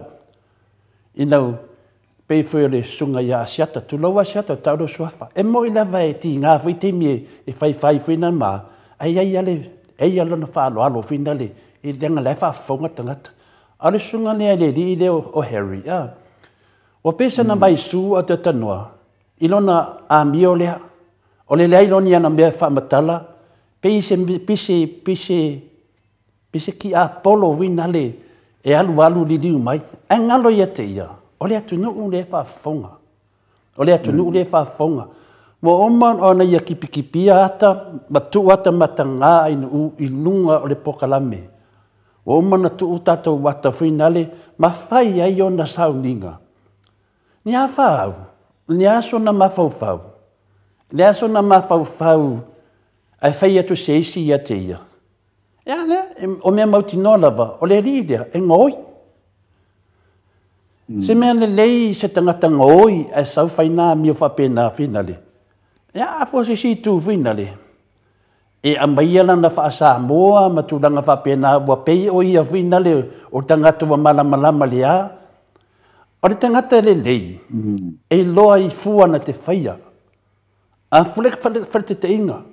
A whapeo sa bea se tangata lei, o tangata mautu, le uso lea, se tangata mautu. E le mautu. O se tangata wai loa atu, le ngaka le ngaoi. Ia le na wala lau atu, maisi mau mea e whina le te tauna, whaafonga ele atunu. Ano whaafonga ele atunu? Ono lea. Binga lane. O mene, pe te mana o e ave le whamsinonga. E ave lava o e le whamsinonga. Ua le la whafoi ainu ono sai. Ua peo sau mea fia. Ale matanga e whaina i ainu. E lo o malava e hise whasalau. O whasalau ainu o te maitai. O whai mana mi o vinale. Ale le maa foi. O le mena le whina le tatuna, whamaruru atu. E au ngā me tutupu. E whien tangata e tabili mai. Walanga na te loa, e hawha aina i whina ngalo tangata mātutua. E bili mai, o whatu on sai. Ia wale la vai ainu on sai. Au te le fua. Di nalawa na whai ni tangata me valia. O te le, te o tautala se me le whawaya. Pa wale mena o tautala i. Alea lawe whaila ngā mio lea. Ta talo i lea tua hewe ese nala ngona maoi. Whai se mele lei mo lea tunu. Whasara lau mo whamatala ni i tala sa o lea tunu. O lea tunu e whamasino. Anua vema mea pe fōringa mai. Alana na whapena en u, langa wa ita. Langa ita, langa wa maua pe pelo. Maua lau ngoi. Maua me pe pelo, whasara lau pe pelo. Te leo mea i te whasara lau tua i etu le epa. Le lewa umma whātau sanga, e le aia ma se o mea wa sao. Nā le paua nā me re te whaia. Ai alue mai pokalame le moto sa movi inga. Whamasino. E le aia ma se mea o tautale le moto sa movi inga le tua fa pea wasese na ile ato sesi ala halu lava aisia ilungo me uma fa sallau ya la ma fofa ai la so fatu ma so malama ma fa le ia te mini sa alofa lava ne yuso ilungo ta longa mo me fa sallau awa ve ma me pe folingo sanga me sumali ya amu foi ai amu foi o ia o le lava fai me yetu ngatangata ia o ai lava na fale langi pe mo lon sai tatalo tu foi tato tatalo mo le yuso ya le fia kaukala ia ile mai ma wol o fofonga e kaukala i maka ule ngo le tua aelo kulo sa mo ya le fa tai lava tatano te sa te lola tato se ese tato tatalo mo le yuso tamama tinama tua tato tatalo mo le yuso ele se va pe o ia ti de te ia fa inga ia cha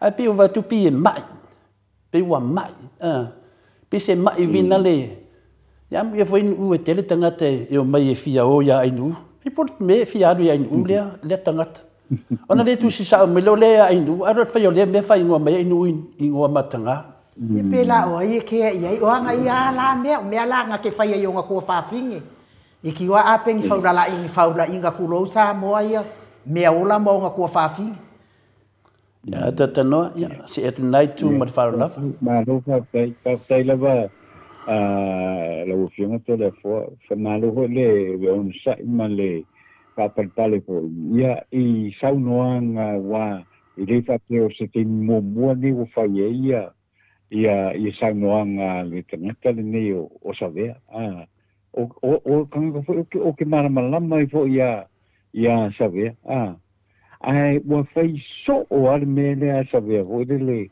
e fai ama e loke mai ia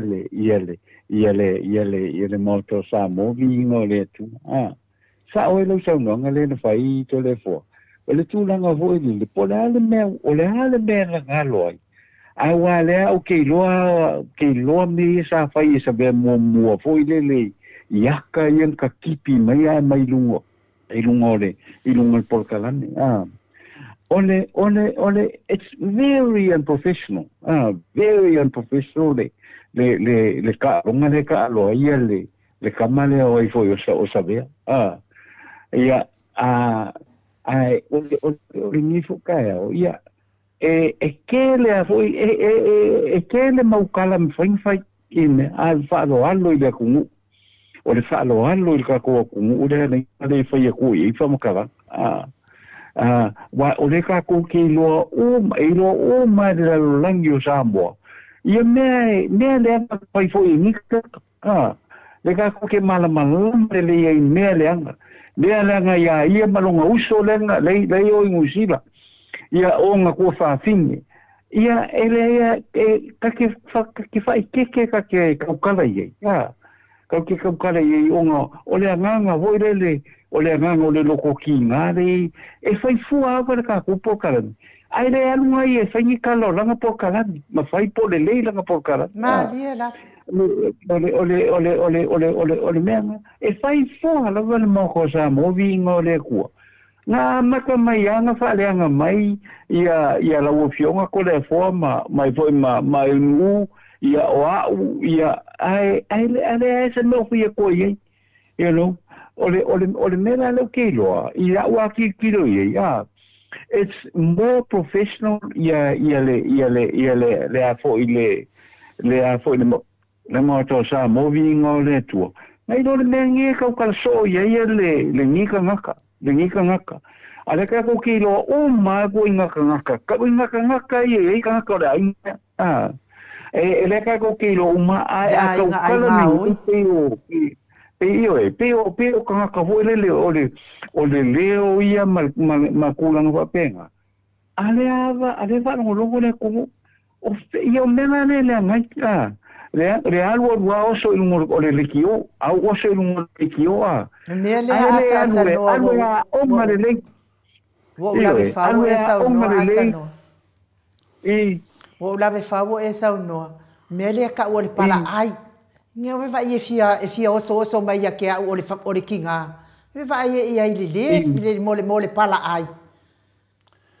Pawal sa mga tatanol te sa me finale ya anu ye mo pelo ton sa ine la vai ta po ya tu ma la vale ma malo de tunu so ani tu fo iti na maftana elete ya a te lo le vainga le finale le ta to ti lo le fo na fai fo le susunga ya la uli ya tu le epa wo fo ma fe tu to ina te tono le palemene na mata le fe tu na mata na ile ya Yesu ke viso le swafa o Yesu ai mai fo le fetu ya satani e sai tia ya me ya fa pene le te to sale le ya me na fa la o di to ton pal pene mal me le fa ye de di le ande to inga attitude le wo ye le temine atata no I mo me to a mionga ya le fa ye tanga tane le na mto ma ki da kila yo ma le temine o te mafau pēr mea na whaia la uri, te tono pale mene.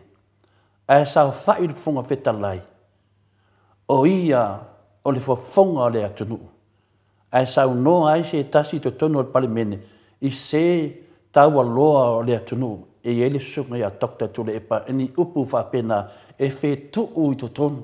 E whetuu i to tonu o le maota o le atunu. Nea na wawai nei atata noa le onga o mene. Le ana fetu nei. Le ana tu langa le fetu. Wa fetu le ana mele wa tupu mai. Le fa ma siasi. Toyo na vai yaso no o le fa msnonga le so lu fuongo. E ave tangata fa pene. Ave Yesu esu nai upu ta lafo. Ole por kiki a te norte sa. Ole sa no ile fion le tete sit. Men dal por kiki. Ba ai tu le lei uma. Ia le lei ia maua mai se mele lei a walman wia o le atunu. Mena tal porkiki. E te fi nau ni mele lei. E maua mai e se mele lei e siri atu. A vile duma le atunu e whapena ana whaua i le atunu. A ne fi nau tutu le epa. Ai oso mai i la uli mana fetu. Fetu una ia. Ia. Ai ngalo ia la uli. O ia la fetu o le atunu. Ia. Pero tu langana ia i fina le e tau wai foi e tau whamamna mata o pule e whanau noa e nu ni tai au. E nu, ia te tari tonu o lava lea.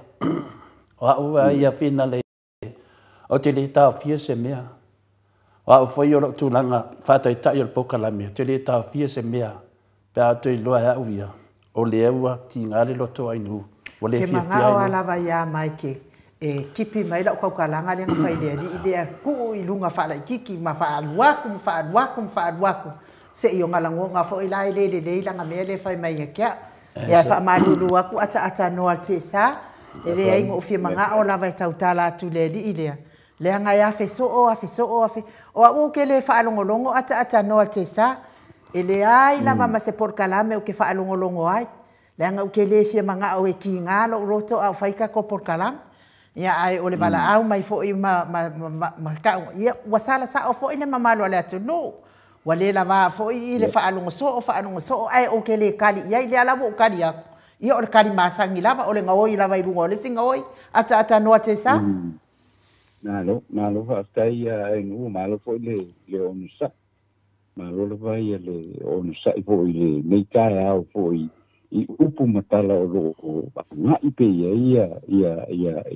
la upai leo pasara laula a wa o leka ko keilo e makua I se alu aka ko wot kuna fongo o le au pasara lau o le au pasara lau ka ko lola ia o ke lo voi po feneo mai ka ke lo voi po fesa o ia pasara lau o mika ana mele o ia o pe o sifi fo ngale le mele wo fai fale nga o pakanga wo fale nga o makanga o ka ngaka la vai e a fo e loa e fo I savea I loa e leisi vai no la ko fa sa lau o le o lo nga I maka upu fo le o le pale menge ma me o upu fai o le ku ia nga ka fai o le makwa fale nga mai yeah, I thought wale me, yeah, de kako kilo, you know. Kako alwa ilalo a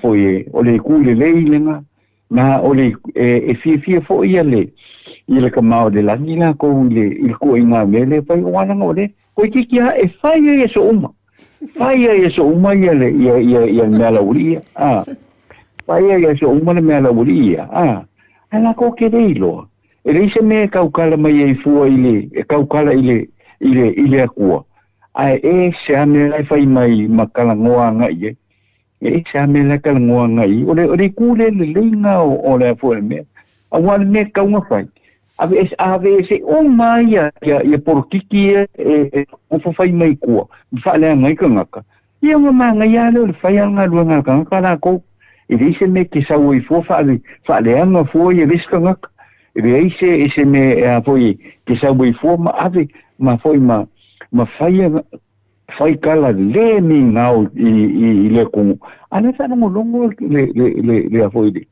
le fa fonga nga atinga ma ka mama ku ia me ngai loi awa o fo ia wi ile pule le pule ole afoi ole le fa sa la laule o fo ile le fa longo i me le ka le sa ve awa ile se fe au ka le fo sa ve me fa pe la ngo fo la ko pule la ngo fo pule ele me sanga fe au ka le fo me fa pe o me a foi e fai ei mo meu o mi sanga ma ho no tenga ke le ka mo fai foi a foi e vele ki o lo le ki o e fai ei a tu ka ia fi ko le si o kanga kai I si kanga o ngo la ko kala o la ko kala e fai foi le lungo la ko por kala ia o me o fa ngoa o le fa ngoa ke le ia bo me le wa ku a bo le o kuiang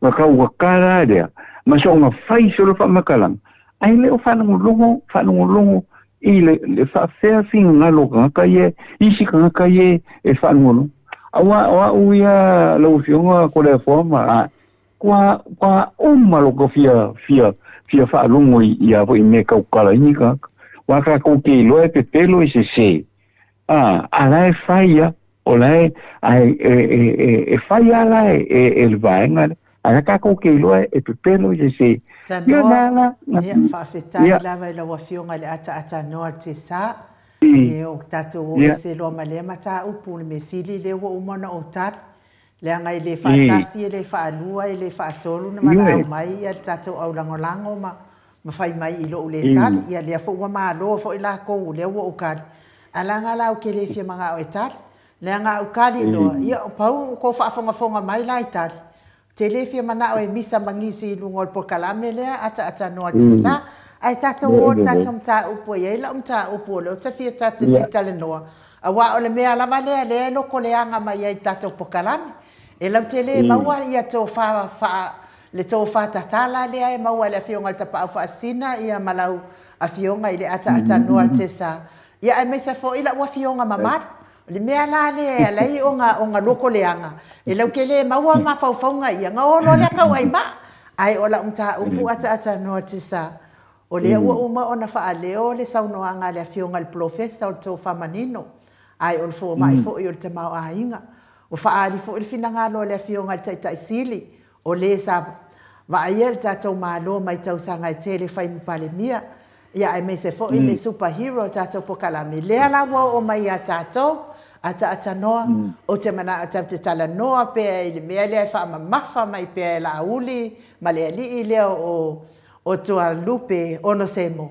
o le pule tutu o le fionga tai sili ata noa te sa le ala ma wale ama inu ya o te talito ya e langona fina le inu e fa pena la vaia langona fa o sofianga fina le e ele le nganga fina le to le foa inu ma atatano tesa amalu lu tu lava tamama tina maliela amalu lu tu lava le tatu polo kaname onu sa fo fa manga no baile ia le au nanga ia ai mo mi ar tatalo ni kuinga mata upu fa pendei no nanga e a fia ai a inga a fia ai mauso matu fa fini ia e le tu mama ina e to le foa ia me fa pendei e me le foi lo to ni use fa se fa mata langa fa o mai le mata pule Le o tātou i le o onga whina le, e mō mia i le fisosoani e ta talo mō tangata whapene, i ta talo mai fu mō tātou pokalame. I o te mei tawa tangata whasalau, malato whasalaunga. Mo foi no whamatala ni suafa ne au whasalau te fia ai, te fia e whanongolongo. Lango le anganga, ia watu mele lei mo le atunu, e whawhanga ai whina le mawhau le atunu. Fisosoani e mō lātou i aso taitasi, mea si upu mai le whiunga pa ia le atua, si upu mai le anga nuu, ia mese foi whātou whala inga o lo tātou mafuta le whaportiki. Ia mese foi tūlanga le tamau ainga pele, e Professor Dr. Fualo, ta te fia lava o le ase sao o le pokalame, e tu atu, ia e pangalia, ia e le maroroa le fili ma le tia aporo. A tonu whai ese whi au tāua ne tātou ainga. O le manatu o nei tangata tātou no te sa, o le lātou a manatu. Ai a whaina, e le mawhau sisi. Ia te auia. Pe whai mai o lo ungoa sa ia, e se lo fia. Lango le ngoana ma te mafuta e mo lo watua. Le ngoana papatiswa ia, ia. O le ngoana na whai ngoa, tu asu nei alo ngoa ono le whaaloalo. Le whaaloalo o mātou ainga. Mo umalau tama. Le tu asu i lo ngoa e taua veina le ngoa lo tama. Auia, o le ngoana o te fia ia au fia. E te whaapena o le mawhauwhau o tangata nei. Ai wa suila tai ngoa, ai whaapela tu, e le ama se me o maa ila to le foi nā mea. E a te aua ia, e o oe o le tusi o mātua. O a mea te whaia ata tano te sā, o nai loa ai lo ta māmarau tina. A whaia o loa mi o le whai, e loa ia ina i o mātua. O le tangata o le tusi na o na mātua. A whia i loa ni tangata o mātua, e wa aia te oe ata tano te sā. A whaila e o a mio ia tangata i le whai, te lewa tato wa aina i lato mātua. A o te wa ai i lato mātua, te whanau longo fo ia ui i lato mātua. O lewa wha ane tangata ne. Ne la le wha i tete he tatou, o le ase tala, o le ase me te whaia, e tau lolo ingoa. E o lo ngoa saia, o le ngoa lo tama, o saia. E tu tusa mai ngoa, o saia lo tama, e au i o saia junior, e lai titi. O le e se lau mi mitai, o le whi walu li sia o lau nefi, e aru wha leo leo ata tano te sa, leo lei findali. E ngoa foi le ngoa lea, saia, o se ngoa te, e se lau fia ia. A te lewa pera o te ite natu langa, an me whina te waia tu iai. E wā ngā whai le sai ainu u, wā mai e whai mene, langa lo whai pēr, ma whai pēr. O le manatu o le uso lea, ai a tau tala wha pēr na wheita, leo tangata ia te hau pe wheita ia ainu, ai me sa hau. Wha manu lu atu. I think o lo e sa no mawhau na. O le mawhau sa awaia, o le fua te lulu, e te toe sele. A whapea oe se tusi au mātua. I mana malama le po amena o ai oe lau tamama lau tina. A whapea, on saia inu. A whapea na o ai oe lau tamama lau tina. O mena e te watu tangata.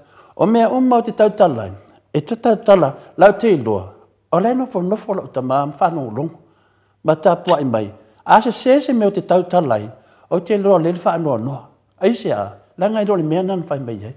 A mena lea, tatu. I o te loa. O la lava i te whamanu mo le mta upu. An mta upu lea, e te tauna i sa wala e tau fiai, nanga wa a fiai, o le manato sa vea mana na mawhau whaula iai, whapefi i te itangata, wahai. O le mea na whau e toe e, whaua e toe tau ai lava. E le ai masesi e whapea, o le aita fua, aisea, langa lai loa e te tulaua, e te loto leanga. Mena lea, pa ia lo loto, mo lava na uri. Pere tu langa na ta tanoa. Ale la tali atu le taupua inu. On ma taupu le sa noa inu. Na ave ye tali me le fiong professor ya Dr. Fualo. Le upule o le pule tutu.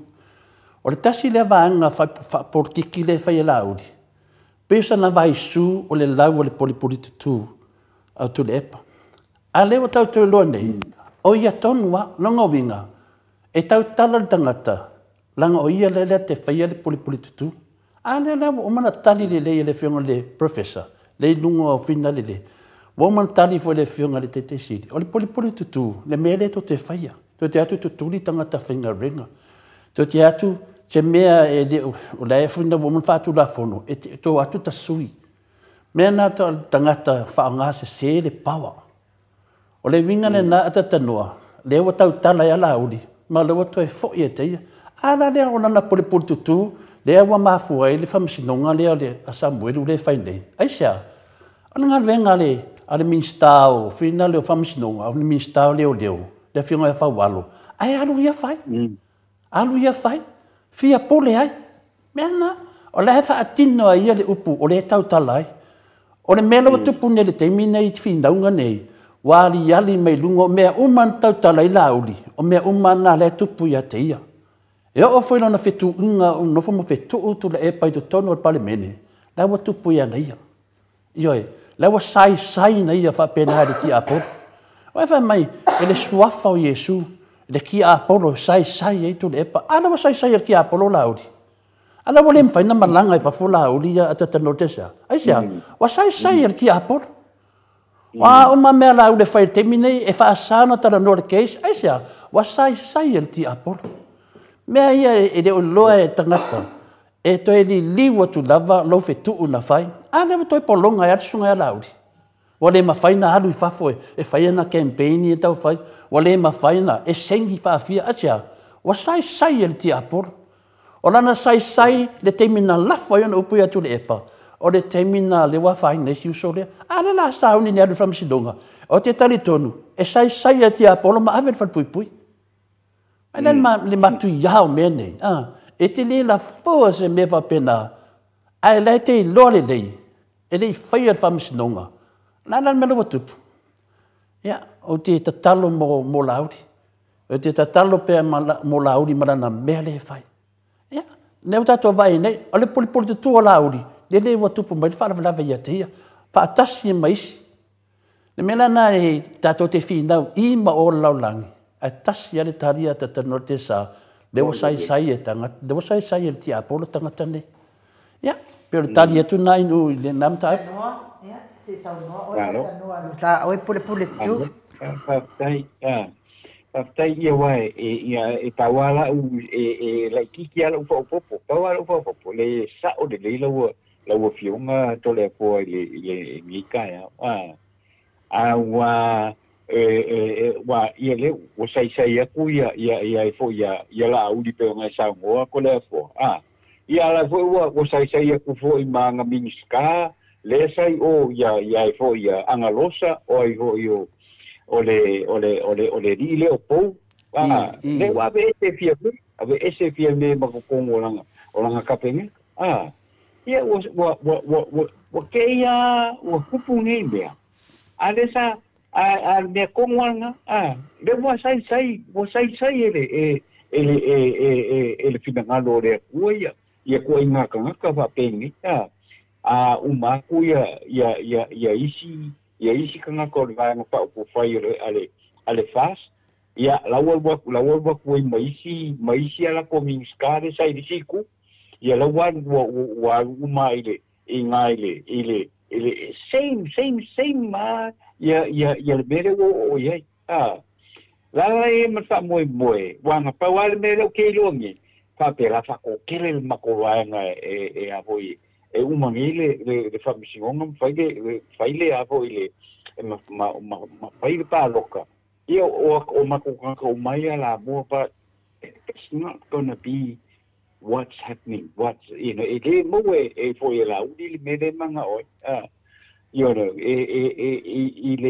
ile kulanga la vai le mo ka foi le wa foi o fa mo ile ku fa I mo la ku pa ki fa ku ile ku ale ala va ave ese inga mai le ku I me isa fa ma unu mai o le pepelo o ka ole ku Mariela la o mena le ku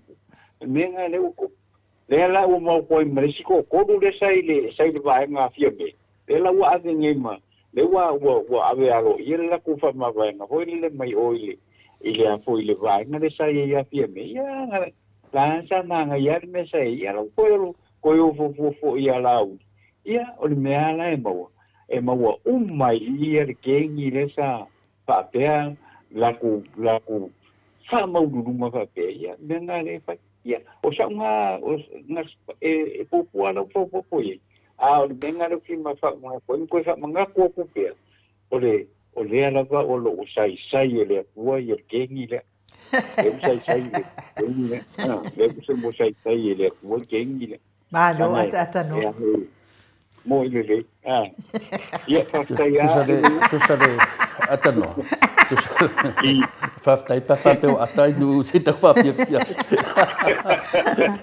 ia se la watu ia le pule tutu a peikel a to o le pule tutu le sa fa ia la uli palemene o fesili uma e fai i si minista e kuange a kali ai pupungi nguko fai pule ia na o le sa le lava ma taulia fo yo le mele sa fai le amatanga ia a fesilingia ia ngaluenga fai ia isi minsta ai kua ia ele anga matanga luenga tali mai ai malolo lava nei minsta ia na matanga luenga ia faaftai to mo lau lo fina galo fo ile pule tu telefo ia ona na pule tu mo fai ma fetu ia to ina to tono al parlemene ia na mo sai nga ia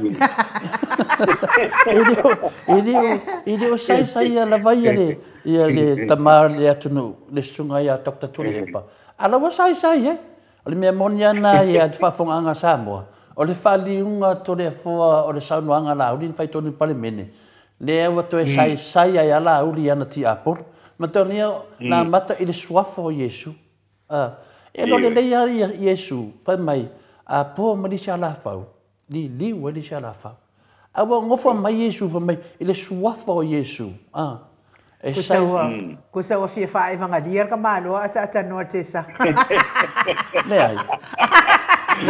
le wo no fo ma ave se ma va nga yesu ko ma va nga yesu e de tau no fa pe tu lo fi nga te si tak ta tu le pa o te usi ta i pe le sa no nga le fita lai nga le di fa ola a po mali shala fau ia la voto di watu di shala fa ia fa ko din mo di fa wali ia fa mai sua fo yesu sa kan fa pe sua fo yesu sai ia fa nga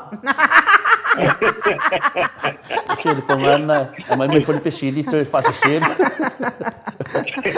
o le mela la voto pu mai nei o te mana na ma peta mama tina o le vinga le mele wa fa ia la uli i to tonu al parlemene wa fetu wa ina ia le fionga le tete sit e fa fe na fetu o tangata nga sala tangata de se sala tu sale nei ma me o tu punai e fa fe o na fetu o tangata o le abatu de famsidonga esu e na faufaunga le tangata e le sanga anga sala tangata wa fiwe ave le ima se me o sala o le vinga na fam talanga to le fo le ana fa mailo wana fa nga yesu il sua fo yesu te o fo wa o le meia e te whaia le mele e le sua fo Yesu. Pea wha pea whina le o se ke mongi le mua le a whina le mo te tono se tangata.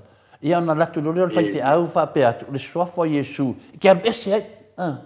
Alo ala tu wha me le sua fo Yesu e sai kia e o kia apol. Ano wha pea ngai o mo o i le pau.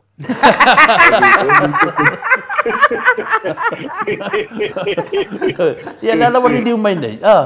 Lawa to le liu mane le fitu ia na ia. Ia lawa sai. Wa le mafaina to e alu fafu, e alu e sengi. Wa fasana to e tau tala i lunga le mata upu e sea. Ale wa alu amai tu roa. Wa alu amai ale. Wa alu amai a fingale on semo. Wa alu amai a angalosa. Wa e fisi la ko penole ia enu. Wa alu amai a mau. Oi foi le. Dei mau lo le. Lo tata no e tanga taleanga. Ina fai por kikidanga. Ina no apne mai ta mari nei. Fa nofo. E finale a o le mata pu finale ni fole Asia. Nanga lawa wa sai tia. Ma mo tangata. Ona sa ro fa mai o le pulpul tu le pana o ia lava. Na me ala na fai mai to inga mai yaso la o ma temi nei. E fai ana no pokala me ka no. Nga pare miasko inga nga ia fai yang pokala. E o me lan temi nei. E fai ana na pokala me wo lo foi le tunu. O tele na Samuel tunu e fana un longo lon to fama na faudutanga le la tata vai ala udi an me to nwale o to e fo i to fe tu ia nei ya o le fo tata vai tu le ko ke le au fasa la war fasa o to e fo i to ala to fe tu ia la to Na mo wangu wa sakaria wala kalaka mele so fu longo. Aisia wala wala te doa le temi lave fai unga fam sinonga ya Samuelu. Ai fai pui Samuelu e o komeki uma na fau via. Ya o komeki uma na e tu sala mo pe fa pe ana yai. Leo wa uma no fai atu o to tele lo vanga fau tu tonu al maro. Tu tonu al tato maro. Ya o sa ya tau ya. Na tau mai loa fa mai o kausanga le fai. Nga ngofua mo fia fa tai le tu o la ha mai tu. La ha mai tu. Ina lo vai atu lo o le gaming e. Wa ese na le fia o mamau au te fia na la ha mai tu. Wa anga fa pe fai lo fam sinonga te mina ta tanoa. Wa le fai nga ha mai ko ke do kan kai kokong. Ana mo tumbu ya le lisio leo tangata ave ka fai ngaka. E ave o ka malala. Mena lea o le tali atu na lo pesili ai nu. Lo ko sai ala au ni nang fiku. Malo fa tai ata no te sa tai fo ila wa fionga ta pa fa sina mo tali no of sit ata no sa o fai tau I tu singa le fionga tai sili mo le fai nga pa lota I le lumana po a fea la po nei tau sanga o lo lumana nei ai o fai tau ai ana tu singa fa pea nisi o ana tu singa na piki mai lo mafau ma fia ia o le HRPP e le aini ana fola ngai tangata ai a fai e manu toi manuia mai le HRPP o le ata mai uma o taleni o ngava mai le atua ia ngalue ai e fa toi fa le leia ia le tatau fai nga malo le tatau malo ia manga lue ai mo le ati na ina pea o le lumana I manuia mal tamau ainga o si o tātou watunu ia soifua le leitanga ta uma ata no ati sa. Le mana ia tele ia fo ile fina ngalo ma le tofa tofa pa u ale fionga I tai sili ata no ati sa. Nai lo nei folanga wa amata fo I ona toi fola mai la uli o le ato tilo I le toi fa opopoina I lunga o le miliona ata noa se wa pe se fale ai tu fa fonga anga le malo le atu no nei me o le aso sau sila po sau fa fonga ata no I lo faitau I le to fa tangata e lo fa moni a Samoa ma le to fa tangata fa se le malo le atu no o le ia ka kaya ai no e pupu ala ukali ai o yo da pa fenga no e fa popo ia le miliona o ile le 5 miliona le ngapolo misi ai le first 5 years lenga ye ile se me ocupo le fa ko a 1 miliona le kalango ye ala e a hu ye ka a peso la wa abwa fai hivi o isi fai pule o fai hivi o isi fai pule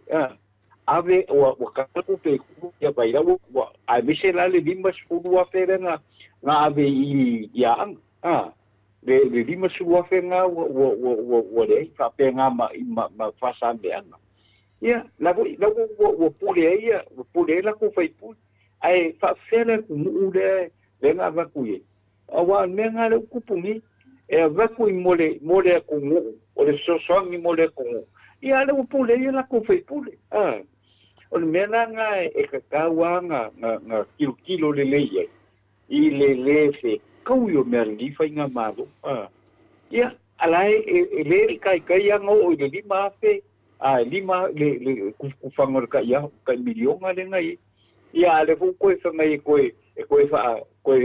fa kilia ku akele pe lo movinga fa o popo lunga le 5 miliona ia la o le ka mo ngai e fa pe le va pure le miliona ia la ko va ku malisi 2 miliona ile ko nga o me hui le fa va me la ka ngo ai ma pa wale pero foi ile ku pa mo le ko va ku si miliona ile mo fai no fa ki mo na ko ia la ko me fa ma le la ni ka me ma fai no fai la ko malo ata no fa aftai e mole tu fo ia fa manianga leita ya o tiu te mafaiva ya William Teofilo good morning telefone la so fina ngalo nta o polo na waru fale adu po a penale no telefone e fale la recording na le le kalesia kakoliko mo le kalesia whakasa i whale alupo. Na mai ane o le matou whamoemoe. Na matou mai lea paki le matou awa whamawai le kalesia e whakasa ma le kalesia kakoliko. E malinga venga o le puengo vi ingo le tua lelei, tatu whanongolongo ia. O le mela na tupu. O whaida le matou awa. Ai kapa i loa lea o lau ipu. Ma whai e nā ma lau sau whai. Na whai e le toi ina ia fuiono ma se. O le matai lea na whai ngoa ia o le toi ina. I longa fui ala. Na whapeu por toi ina. Tole fua. O lau pale lea. E te pale ai. Le pale lea e te pale ai. Me umala vai te alu e whai o ngalwenga. O whaatara lengo vi ingo le tua. Ta umalo lea o lau pale. O le tupai i loa. O le tupai i loa. Lea lai na whinan whai mai. Lea wa tā pena umahau. Ma le fui ala. Ia ai alu ma lau pale lea. Lea lai iai ala ungoa lea o te mimita ia. Mai whale alupo. Le whafunga mai ale e kāresia e whakasa. Ma le kāresia whina lea kākoriko. E mori mawina, pate leo le matou hawa. O mena leo no whai atu nei, o le tō whāta tala a le whionga, po le whitalenga ia fuiono. Ia ma se. A le tō ina o leanga nuua whina lea atatano te sa. O le sempingi le tamaloa. Te le fo ia tala whalenga nuu sa o ua kusikusi e lalo temina ma whāta tanoa. Ia o mara le temine, le whai ea upo kalame. Le fesita ngata o feme lo mai to le fone mea me he o te taamilo ai mo wai le fesilo te fesili ai winga me umane a pamtala to ina ne la mo ni ma fu to te lo tangata ia le wo fai langi le afene to ina ne o le upula le fesile enu o to fa ia o fa to tanga to ina le mausali ai me umate tau talai e o fa tasi lava ma le fionga pa ia le tua e te tonu te misa nofo i whale alupo, sau nofo i whale alupo. Whai ere ngā menga lea, ai te le foi so tanga to le fo i whale alupo. O lea rai whanau whantalanga, o le tūpai i loa. O le tō whala lea e tala noa inu u. O le tō whala whionga le te siri a takta tule epa, o le tō whata tala wai loa i rea tunu. A le wato e pine mai lava le sau noanga le whionga le te siri. O le HRPP, e le haini o matou folfolanga. La aise ama o le haini folfolanga le HRPP. A le voi loa le tunu o le HRPP. A e whai e to e tu lai ma le HRPP. O le haere poto ma le atamai o te toe le HRPP. Ia tokta tu le epa ma le vanga whai. Ma le suita i tai ala uofo. E sa saa umatu le tunu. O le vinga na. O le tō whārana. O te taua. O le tō whātatala. O le tō whālofa. O le tō whāwhale atua. O le tō whā wailoa. Nana na whea tu. Wailoa le swafa tō pa i a Samoa atoa. I mea umalawa i le sa ilinga o maro. Wailoa le swafa lea o tō pai. A leo whai ngoa ea o le tō ina. O le tō pai wailoa. Po whea la mau tō pai whea. Tasi ale tō pai. Wailoa. Tasi ale tō pai na whāna mai tō pai. O le tō pai wailoa i Samoa. Ia, o le tō whāla le whionga te te siri. O le tō whāta tala, wai loa e Samoa. Wai loa rea tunu. Ma o le tō whāfo i rena si itia mai e Samoa, i le tūlanga mativa sai ai. I le tūlanga tamau a inga wai e Samoa. O le tō whālea leo tō e sau noa i le whionga le te siri. A whai a tō e tūlai mai le HRPP. E le heini la tō folfolanga. Aisea, a halo wai loa le tō whā. La wai loa ngalwenga le HRPP. Whā se furu tausanga. Si itia mai le HRPP, tātou me le tūlanga mativa sai ai, i tūlanga wa le lei ai. Nā me le wa tupu nei, nā le whātausanga, o tō e mai e whore vaenga lea, tō e mai lalo lea tunu lalo i le mea na amata mai ai. Lea nā ua, tō e sau le whionga te sinima, tō e whainantustusinga. Ua i loa, le HRPP, e le aini o mātou wholofolanga. A o le tō e ata mai ma le poto, i ai mātou, ma te tūtua mai, e tō e sa saa umatu le mamaru le tunu. Nā winga, to e titilo foi le HRPP, i le sui fast food tausanga. Nanga winga la, e wha tausanga le vaenga lea, au le HRPP, e tei fast food tausanga. Nanga vinga, fai pesi to mea, ko kia kare lua, ko kia ave ko kai kai fal pui pui. O le tō whāla le te tala noi, o le tō whāla uri, o le tō whāpepelo. O le tō whāpepelo wai loa le tunu. O le tō whāpepelo, o le tō whā o ole, o le tō whā kau wha see, o le kō whā tupo e maa seinga iuso matangata uai loa. E tato te whahi ma le upu lea uai loa. Le ena whahi ua le tupai na leo te pale ai. A le pale lea to le fua le tau tala i aso uma. Le pale na mai whare alupo. Mai le talainga ia. Lea te lofa ia au i si o tamale a te nina le iei. E mo i le vare whaas. E rea vema mea e. Nanga o te whaaloalo nanga le ainga tonu alia. Le sa ua le tupai. Tupai la le te whai atu. O tupai wai loa. O te le whai atu na whapea o le ama le a. Au le winga le pale. Alu to le fua. Ngā wenga ia. Whaalau i loa atu vi ingo le atua. Lea la te whenua i mala o pale. Ai sa pai fua ka piripide ia tanga. Ma le sa oi lot sa bari. Ma le le ia la to fofonga. Ma te ia le wa feita i fua. Fa mo le mole. O e fesili fale a lupo. O e fesili le anga wenga to le fua na fai fale a lupo. Sa fai na le whakasa ma le kakoriko. Ku whatasi. Na ia ina mata wata ma fuiono. Ma toi ina uma le karesia kakoriko. Nā mai mafia mai foi nei Australia. Sai nei sa tali malo nei ia tole fo nei maota nei ne mele pe tato pokalame. Na si le fia uma le tunu. O ngan wenga ia tole fo le na fai i le afio anga. Ala se mea o ele te fai ma e fai mea me. Wa hali yali e lo to le anga. Le lo te fatu nei. O to fa lauri, o to fa pepelo. O le paulo tangata na tau tolu ngo tuspa ia pepelo te tono e parliament. O to fa lauri, o to fa o ole. O ole le tunu o le atu ina atu milionga o tō lima, ele ngi milionga. O le tō wha lauri, o le tau wha se, ale mōria i whauwhaunga. E la te whēti nei, o le tō wha na, o le tō wha, o le tō wha te maitai palimia i a whia me. O le tō wha le eivi a whia me te minei. O le tō wha whina le, o le while mu. Nofo. Ia, nofo a whia me. Talo pea i le tamaitai palimia. Ia, tala mai le tōwha. A tala lau tōwha, manuia sa moa. Ia, le waanga le tōwha whia me, le rua tō malewa noa, alo e whaio whamsinonga. Ia vai, rua vevesi e la waanga. Ono lea, o le tōwha mana o whia me, i mulwhi le mu. Ia, o mana le temi nei. Ia, o tōwha la na e tōru e tali e tō leo fisiria i nu malwhau lawa. Malo, ata noa le te sa. Walu le kako kele o le kako kaimi i lo ukali aku i le ki apolo. Ia e ua mana ia tato mta upu. Ia a whara vela fo. Ia ua mai a fo i man tato taimi ata noa. Pe te toi fia sau noa i le toi wha mamafa mai tō wha. Ia mawai fo i lewa noa i te wha sau i fua mai. Pe se si me te fia sau noa i ata noa te le lava lo taimi.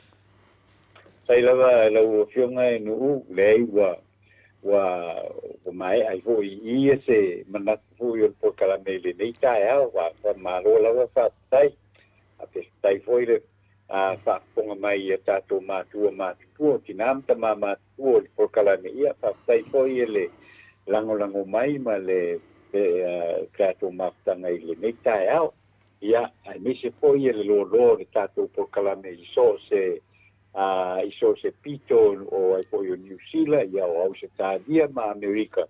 So se mea lo fa ponga mai ia fa pena ona matou pa ma vai atu ia ona wa uma volta ku te mil nika o ta ku tu e feilo ai. I le aso ata o pe a vatu ele so fu ma le o le tato tunu. Ai ia manuia vai le nei aso i la o fionga no ma la o fionga tole po ia tu sai fo yo u fuanga o toi. Ia o le nei aso ai ia manuia lava ia le tato tunu ia o whea lava o e whaafonga mai i le nei fo iaso ia manuia le nei aso so i fo ia. Malo, whaafitai ata noa te sa Crichton ia whaapena fo i la wau mawai New Zealand whaamanuia pea le atua ia te oe tanoa pui fo i oe mai whaafita uli a mes fo o whaalavelave ma whaamai oi fo i nisi tongo fitinga o totoe mo lo so i fua malo ina talsia i le alofa o le atua ia maua pea le malosi ma ia whaataunuina i le fia ia na e toi maliu atu lolea ma ia fio atu i Samoa ia wā tātou pokalame pe i na masani ai ia ai manuia lo waso fa'asoifua ia le ata noa te sa ai lana no fa'asoifua ia soifua ia telefona ia a le fa'auma tatou mataupu e mo le fo'i fa'amālō ma le fa'afetai mo lou tofā tatala sai fo'i ma le tatou pokalame lenei taeao e tusa ma saunoaga le afioga le taʻitaʻisili i ona ia fo'i ia lagona o mea lelei uma lava o loo totoi i finagalo ma fa'amoemoe o le HRPP e tatala mo ale manuia o Samoa tole foa te le fo'i ia finagalo matagofia o le matou autostusi ia o lea ua tatou vavaai ma tou silasila Samoa i le ese mo le tofālofa ma le tofā fa'alata tofālofa e alofa i tagata uma lava o Samoa mai lava le laititi se ia o'o i se au matuā a le tofā fa'alata nga o folafolaga le ai se mea tupu na fai mai nei fo'i e tau e o mai lo i mālō tolu tausaga masui ia o fea o iai ua magaia le soamalia o le pulepule tu ia agako'u kausaga masui se mague le malepe ia a mea ua iai kua'i pepelo ao pepelo i luga o isi pepelo ua manaia le pule fiapule fa'afiapule si'ipule ia mea uma lava na le faia le faigā mālō lea ia lea ua malepelepe ai ma sofasofa ia le latou faigā mālō ae le itini le latou sato le afoa Tei o te whaftai ainu. Whaftai fo'i e wāngā fo'i lo fesili ua te whamtalaina i fo'i le mamanu le tunu e me se fo'i ta māma tina mātua. A vai ato le fo'i, vai a le pale le ana whaapale ia ue e fui ono mse se e mai whale arupo. Ia le fo'i sa tu le fo'i a wā fo'i le nu. Ia o le ana whale ai, o le tupai i loa. Vai e se le mamau al tō whātua ina a whina lea. Ia e te lea tupai e tal whasoro pito tātou, a e tasi al tupai. Lea na i loa i Samoa. Ia, o le tupai la lea, lea pa le ito lea fua, na mai e le whina le e fui ono. O le mena na mai e fui ono i ato le fua. Lea la ua, o le matatala le tō wha whina lea le fiona te te siri. O le tō wha le matatala, o le tō wha wailoa. Māliela. O le tō wha le fiona te te siri a tauta tule e pa, o le tō wha uailoa. Ioi. Ia, pei foi o le tupai le na whai ngua ia ue whale arupo e ala mai le nei foi ia ta māma tua o le atunu i te tono le awhioanga. Ma wai loa e foi le awhioanga i le nei foi ta mā i langa launga muna tu lai mai le atunu. Lea lau whai loa nei ia le tātu pokalame. To le fua, o whea me te arui, o lau pale lea. A vai mai la o kou ia, vai mai le leile pale to le fua. Ia, la e tu mawanga ngala, ia wa le mawa o le nganga na. Ia o le tō wha la uli le e whai atu ne, o le tō wha sai. Ia a he fia maua la e te sai. Sa o e laftua o le pai sari suru, ko whakau whavalea, ko whakau whaleanga. Nga kongua, ia pe o le pele tali atu nā whina lea. Si o le mako au kuskusi so le e fua i kangakai, i ko wha mako au kuskusi. Ia, o le tō wha e whai o tātu pokalame, o le tō wha la uli o le tō wha sai. Ato va ai la la uli sole kakala me sai po. Ia o te taitono fo i o tato pokalame nā mo nei tai hau. Mo li wha mālo ma wha aftai mata o tustusi lungo apio fo linga wha apia fo i lungo o tato wala ata. Lungo o tato Facebook, tato YouTube. Ia o le a tatia pe ia tō whātatala. Ia e whaitaua i lava ma whaitaua i pēa mata i pēa i le aso ma le aso. O tau finangaro whaalia e tusai ma tato mta upu. I le ese ngō tō wha tai alofa. Ma tō wha tangata tau wha se em tau wha valea le mamalu. O so tato watunu na pule leo le atunu. Po o hai o tō wha e te finangaro e tai ia le tato malo. Ia e moli atu fo i le wha malo i la tau o loo. Ngā nurua i le nei aso i sifi au. Pena fo i le wha pena mo le sifi au uli ma le sifi pō. Ia maua pēr tau malo si mai le li ia walfea ngai ai mga ruenga. Wha pēnā fōi ia le au ave pasi, le au ave lori, le au ave upa, le au ave taxi. Ia maua ni ato pasese se tele. Ia mamata ala i lungo le al tele. Me se lava le ave pasi e maut Samoa vi ingo le atua i lau whetalainga ngafo pula sa alua tele mōs. Ia maua pēr le onsa i lungo le ala, ma ia maua le mata ala. Ia walfa foi ino, soi fua le malo le atino. Ia, me se foi ia se uo, ia whaatili, ia o lea ua o le taimi e whaangata i nai tātou pepa lulu, ia me se foi ia whaitau matau, ia whale au tō, whaitau matau, Tuilangi Johnson, ia whamanu ia lea tua i whima o tau malawa ua le maua, ave pasi ma ave loli ma ave taxi ma ave upa tātou ma o te Samoa, vi ingo lea tua HRPP, ia whamanu ia atu lea tua i whiangai mga luenga, tapua i ngā mātua i maota malawa, ia whamanu ia lea tua, me se au nā lea tua mana i o lātou whalitua telefon? A lea whinewa noa e mamole tua ia lo whaanga le tamā malolo, a man malo, le tama ya soti mulianga soti ma whalitua ma moli atu i le sunga po le fionga ya unasa a finale a vaina lepa a Joe Kuka ia lo whapena la vaona ma moli mai ia lo whaanga le tama ya te ona po ainu na matala noa ma le tama malaloa na po ia moli mai lo whaanga tatu po kalame e whao atan lo whaanga o i shona tari i whale anganga ia le fionga ya unasa ia ma whalitua ya pea ia le talatu nai nu Alo, whaatai. Ia o le i whai ua fo i tātou po kalame, ia o te wha mawalalo atu fo i le nei tūrao o le tai au. Sai fo i mar tātou po kalame, ia o te talitonu fo i ia ua malie fo i lo loto o tali atu. Ua lewa te leo na lipotia mai bea lea li ilea. Ia ai o te muso o te tali, ona o te hawama o whaaloalo i le tātou po kalame. Ia ai peita iane, ia wale mawhai lava, wa tau lava on tali. Ia ai whamalulu atu ai fo i e wawhaina o lato finangalo ono o se whamawalunga fo i waoso nei tai ao. Ia whamalulu atu lava, whale ia il whale o le atua lo finangalo. Te talitonu fo i ai tango tu wae ia o se e vai e te se e ai. Ia pe e te lavaina tatali whaingoa mai pea i mea i ngoa i le tatau. Ai o te fia tali pei fo i ona o tali mua i ngoa ia lātou te whai ngoa mai ai au. Ia ai hawhaina ai le mamano le atu nuu e pei fo i ona toa tele na hawhaina i lau tali mua. Ia ai sa o whatu lou lava mua i le taupa ia ma le tau mamano na o tali ai loa lea. Ia ai o te whamalu lua tu lava. Ia whamangalo mai fo i le au nanga po kalame ma o te Samoa vi ingo le atua le nei tai au. A o lea au whaile insinia o te mana o e tipi la o tali lea o ke kāli lava ia so uma i lunga a o te reto i tali atu i tō mamalu i ne tai au nei.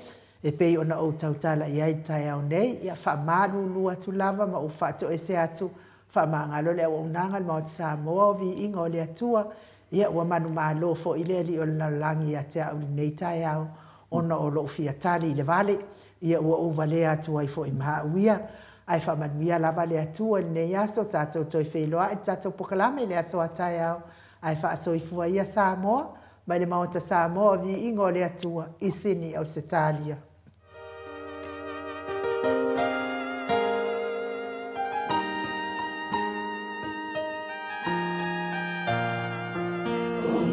So much.